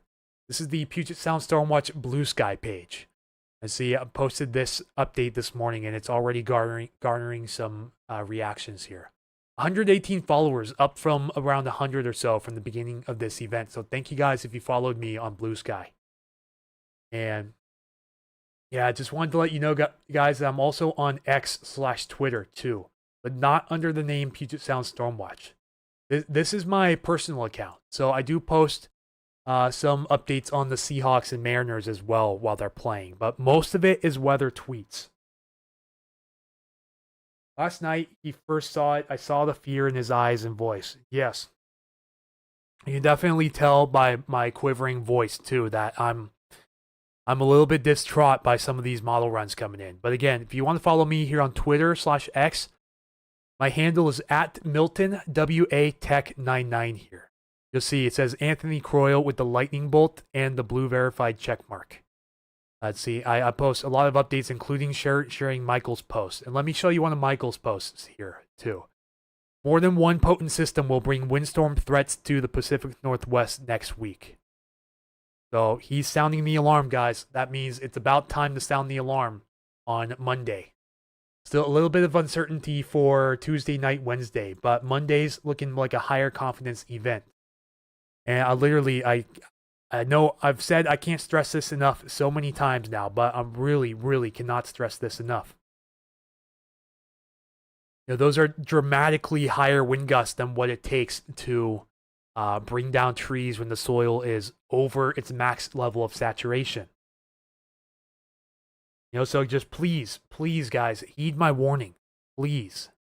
Even if it doesn't happen, be prepared for the next one, because there's going to be 2, if not 3 chances this next week to get some notable wind here in Western Washington.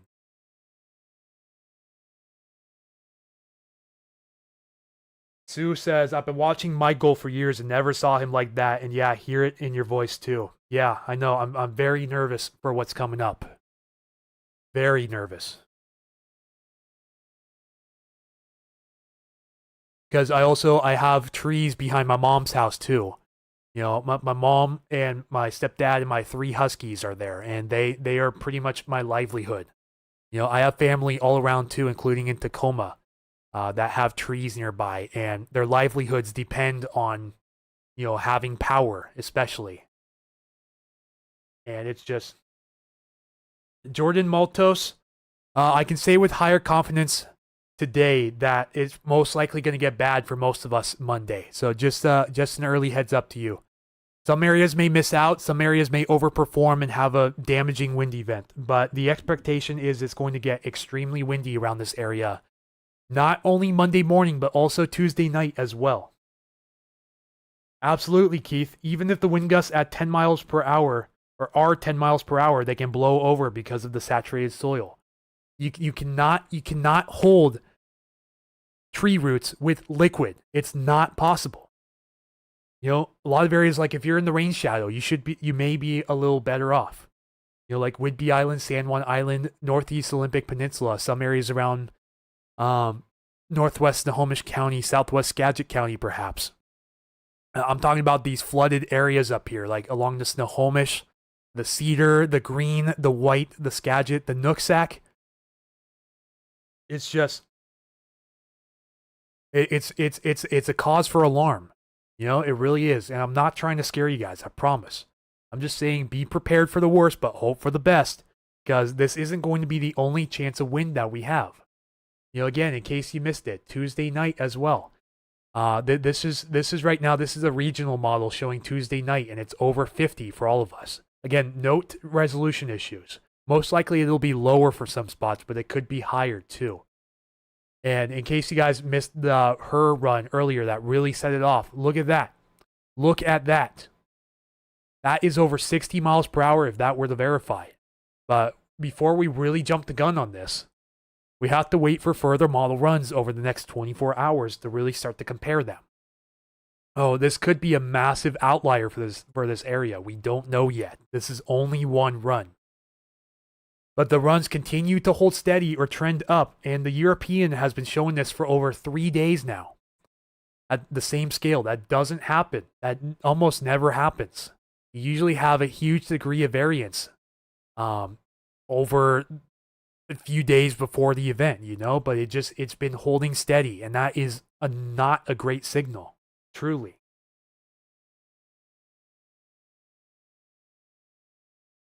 Yeah, Sue. So I understand you're concerned big time too, and you know you have all of the reasons to be worried about them, for sure. You have all of the reasons to be worried.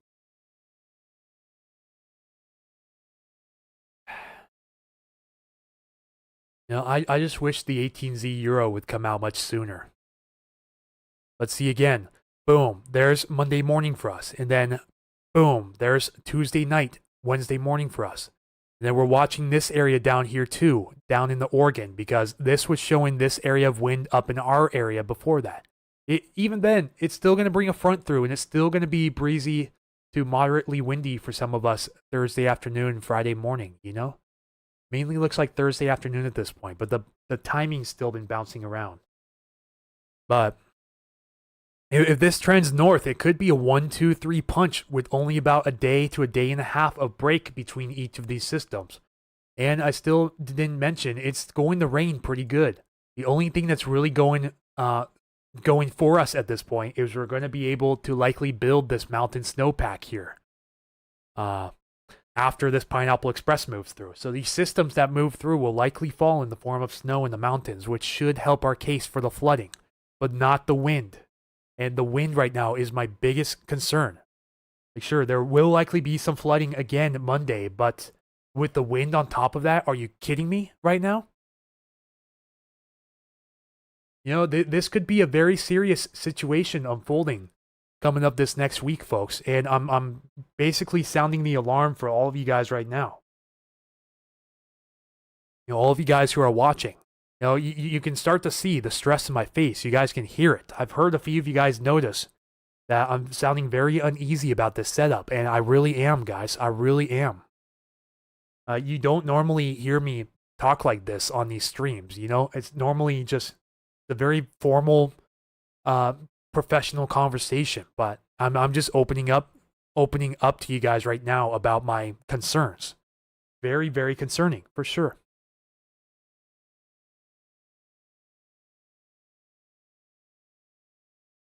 But yeah, that's that basically, folks.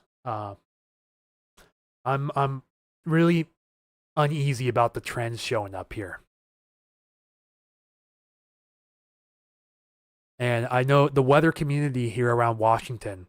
You know, I can hear. I'm in a group with a lot of the big forecasters, except for Michael, really. But outside of that, all of us, yeah, this is not hype. This is serious. Remember, these are more than double what it takes. These are more than quadruple in some areas that it will take to bring a lot of trees down over the area.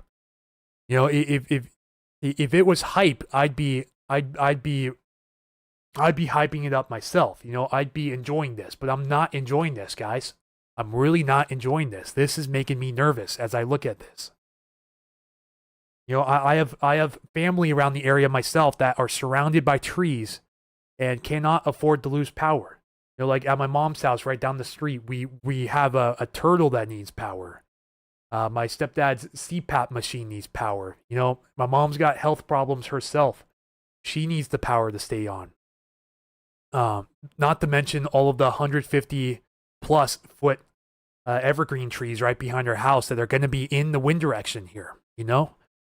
And the soil is still damp. It's rejecting water. With these trees blowing towards the house, it is definitely making me nervous. You know, they're renters. They don't have homeowners insurance.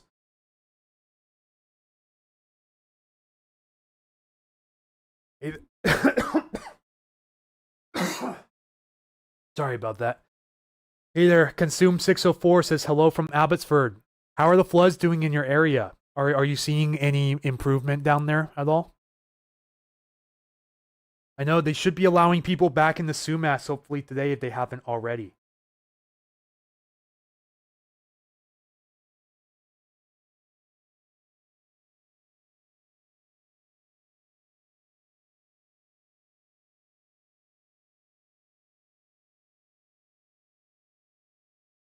Yeah, in case you guys follow West Coast Weather on YouTube, aka Whidbey Island Guy, Whidbey WX Guy, if you guys follow the Whidbey Island weather page, Jonathan Pulley, that name sounds familiar to a lot of you Whidbey Island folks, especially. Jonathan Pulley's getting ready to go back into overdrive for this event. And I know Ben and Michael are getting ready too.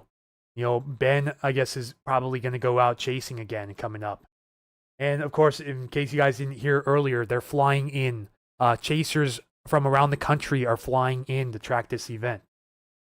You know, like Connor Croft, for example. A lot of you guys know Connor Croft. I got a credible report earlier that Connor is going to be flying in here very shortly, and possibly storm chasers with storm chasing videos on YouTube as well. A very large channel, several hundreds of thousands of subscribers.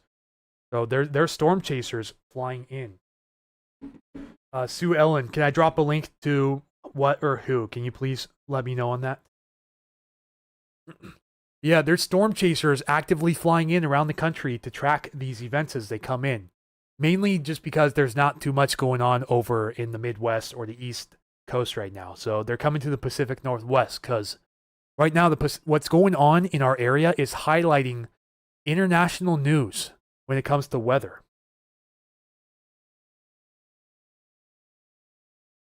Yeah. Good to hear you missed out on the worst. Consume 604. Yes, absolutely. It's the soil saturation that's the problem and the new systems coming in. And these are just going to come in one by one by one. Yeah, Whidbey Island page. Are you on Facebook by chance? Because if you're on Facebook, look up Whidbey Island weather page. They also have a group as well. Let me show you the group first. This is the Whidbey Island weather group. Almost 21,000 members, including myself in here. This is an open forum for people to talk about. But the primary forecasts for Whidbey Island are going to be on the island weather page, as seen here. Think about it like this. There's only around 3,000 people on the page, but there's almost 7 times as many people on the group that are not seeing all of this information. Again, Whidbey Island weather page, and let me post the link to his profile here for you. Only YouTube. Okay, I will link you to his page, West Coast Weather, then. But he doesn't post to his YouTube very often. Just as a heads up. You may be more interested in the Washington Weather Chasers YouTube, which Jonathan is also a part of, but it's mainly run by Ben Yurkovich of Lake Stevens here. Again, another excellent page. They've almost doubled their audience since this event started. They do live streams, video briefings. Ben even does some funky shorts as well. But yeah, Ben and Jonathan do a great job on this page. So yeah, again, link to their channel is going to be right here. Yes, and thank you, Keith, also for the reminder. Whatcom County weather as well for you guys up in Northwest Washington. The Randy Small and the team run a great page, and they've more than doubled their sub count here on YouTube. So again, on Facebook as well, they have a great Facebook page, Whatcom County Weather. But let me link that down below too. Randy, Jennifer, Sean, Brett, and the team all have that area on lockdown. Yeah, please look at these weather pages around the area, and of course, Pacific Northwest Weather Watch. It would be criminal to not mention Michael on here.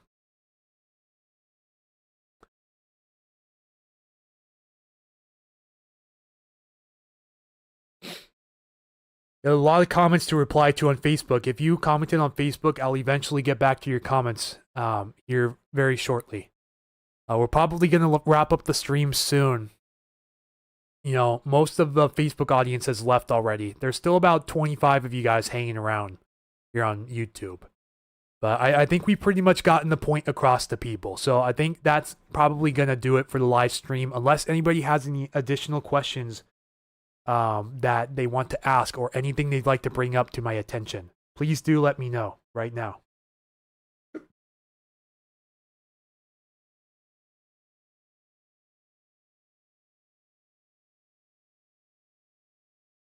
Yeah. Thank you, Sue, for subbing the Whatcom County weather. It really helps them out. Really does. All of these weather pages around here, I've seen exponential growth this week. Yeah, sounds good, Keith. Go ahead and shoot me a DM here on Facebook.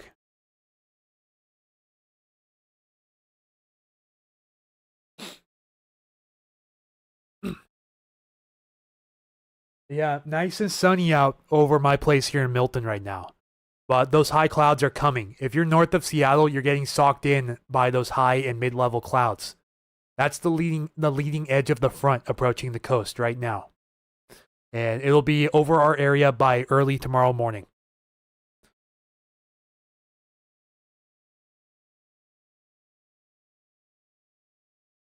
Sue says, till next time. Thank you. Absolutely. Glad to be here to help. But again, if anyone has any additional questions they'd like to ask, feel free.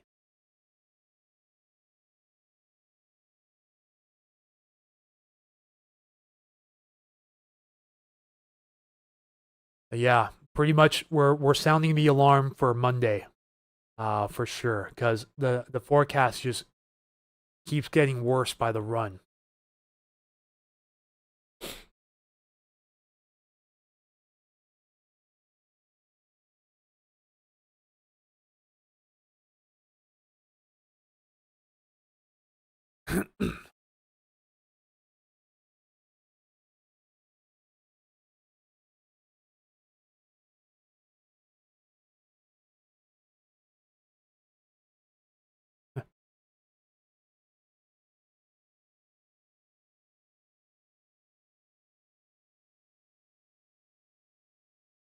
Probably be posting a reel here to Facebook and a YouTube short talking about the upcoming weather here very soon, but we shall see. My next training, intermediate severe thunderstorm forecasting. Yeah, and Keith, if you haven't already, consider tuning in via Zoom to that storm spotter training that NWS Seattle is going to be holding. I think you said January of next year sometime. But yeah, I will definitely. I'm looking to register for that whenever I can, if possible. Because I'd like to officially receive my storm spotter certification. I had the chances to before, I just haven't followed through with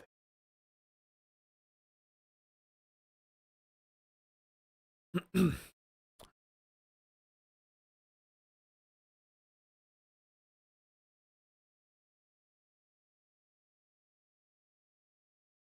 Is hopefully the NWS will start putting out wind advisories for some area. At least 24 hours before the winds are expected to hit. So hopefully sometime tomorrow morning or even tomorrow night, they start putting out the wind advisory for the area. Okay, so you can sign up. All right. I'll look into that, Keith.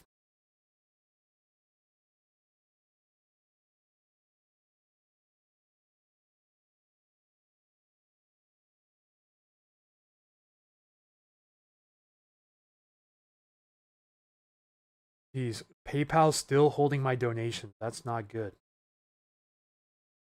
Hoping they fix that quick.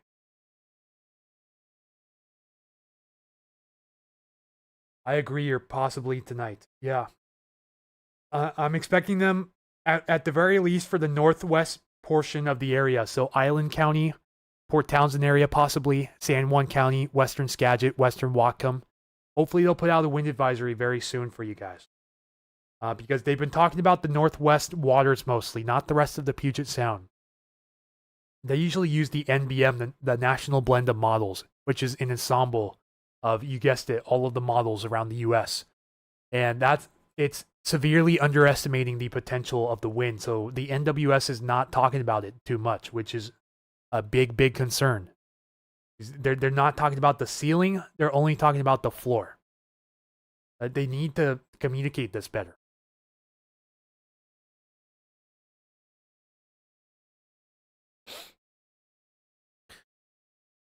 All right, yeah. Looks like most of you guys have been logging off of the stream, so I guess we're going to begin to wrap things up for today's stream. Now, I've got a few things I need to take care of here. Prepping some more forecasts and whatnot, and putting out some more videos as well. Probably be posting a YouTube short and Facebook reel here soon, talking about the upcoming weather, but we will see. I'm still deciding on how I want to do the format. But I got most, if not all, of what I needed to talk about in this stream, and it'll be available for a replay if anyone wants to come through and watch it again. But it's going to be a long one. It's going to be over 2 hours, 15 minutes. So you may have to scroll through a little bit here and there. Keith says, have a great day. Likewise to you, Keith. Thank you for tuning in. Yeah, thank you guys for tuning in, Facebook and YouTube. Appreciate you guys again for everything. Make sure to get the word out. Posted the update on all of my socials. You know, Facebook, YouTube, Patreon, Blue Sky, Twitter, you name it. I don't use Instagram for the weather, but I do have an Instagram if you guys want to follow me, Anthony.Croyle. Again, ANTHONY.CROYLE if you want to follow my Instagram. It's mostly for personal use, so I don't really post a lot of weather on there at all. But again, Facebook, Twitter, Blue Sky, Patreon, YouTube, you name it. I'm all over the place. I might as well soak up some of the sun while it's out there. Just because, you know, for obvious reasons, we may not see the sun again for quite some time, at least in long bursts. But yeah, again, Anthony here, Puget Sound Stormwatch. I appreciate all of you guys for tuning in today, both on Facebook and YouTube. Make sure to get the word out. I'll hopefully be getting back to a lot of your comments if you guys have any questions here on Facebook, because while I've been doing this stream the last 2+ hours, my phone has just been blowing up with your guys' notifications. So yeah, take care everyone. We're gonna begin to wrap up the stream now. So thank you all again for the kind words. Thank you to those who donated. You know, you star senders on Facebook. Thank you, Melanie Amundson, for your donation of 50 stars. Thank you, Kelly Ray Munden, for donating 100 stars. Thank you, Debbie Frosch, for donating 500 stars. And thank you, Leslie Parks, for donating 99 stars. Thank you guys so much again for your donation. Again, if you guys would like to donate a coffee to help out, ko-fi.com/Puget Sound Stormwatch. The link is in the stream description on YouTube, and it's on the front page of my Facebook profile on Facebook. So if you guys would like to keep the streams like this going full time, please consider doing that to help out. Again, thank you guys so much. We're going to take off for today. Should expect a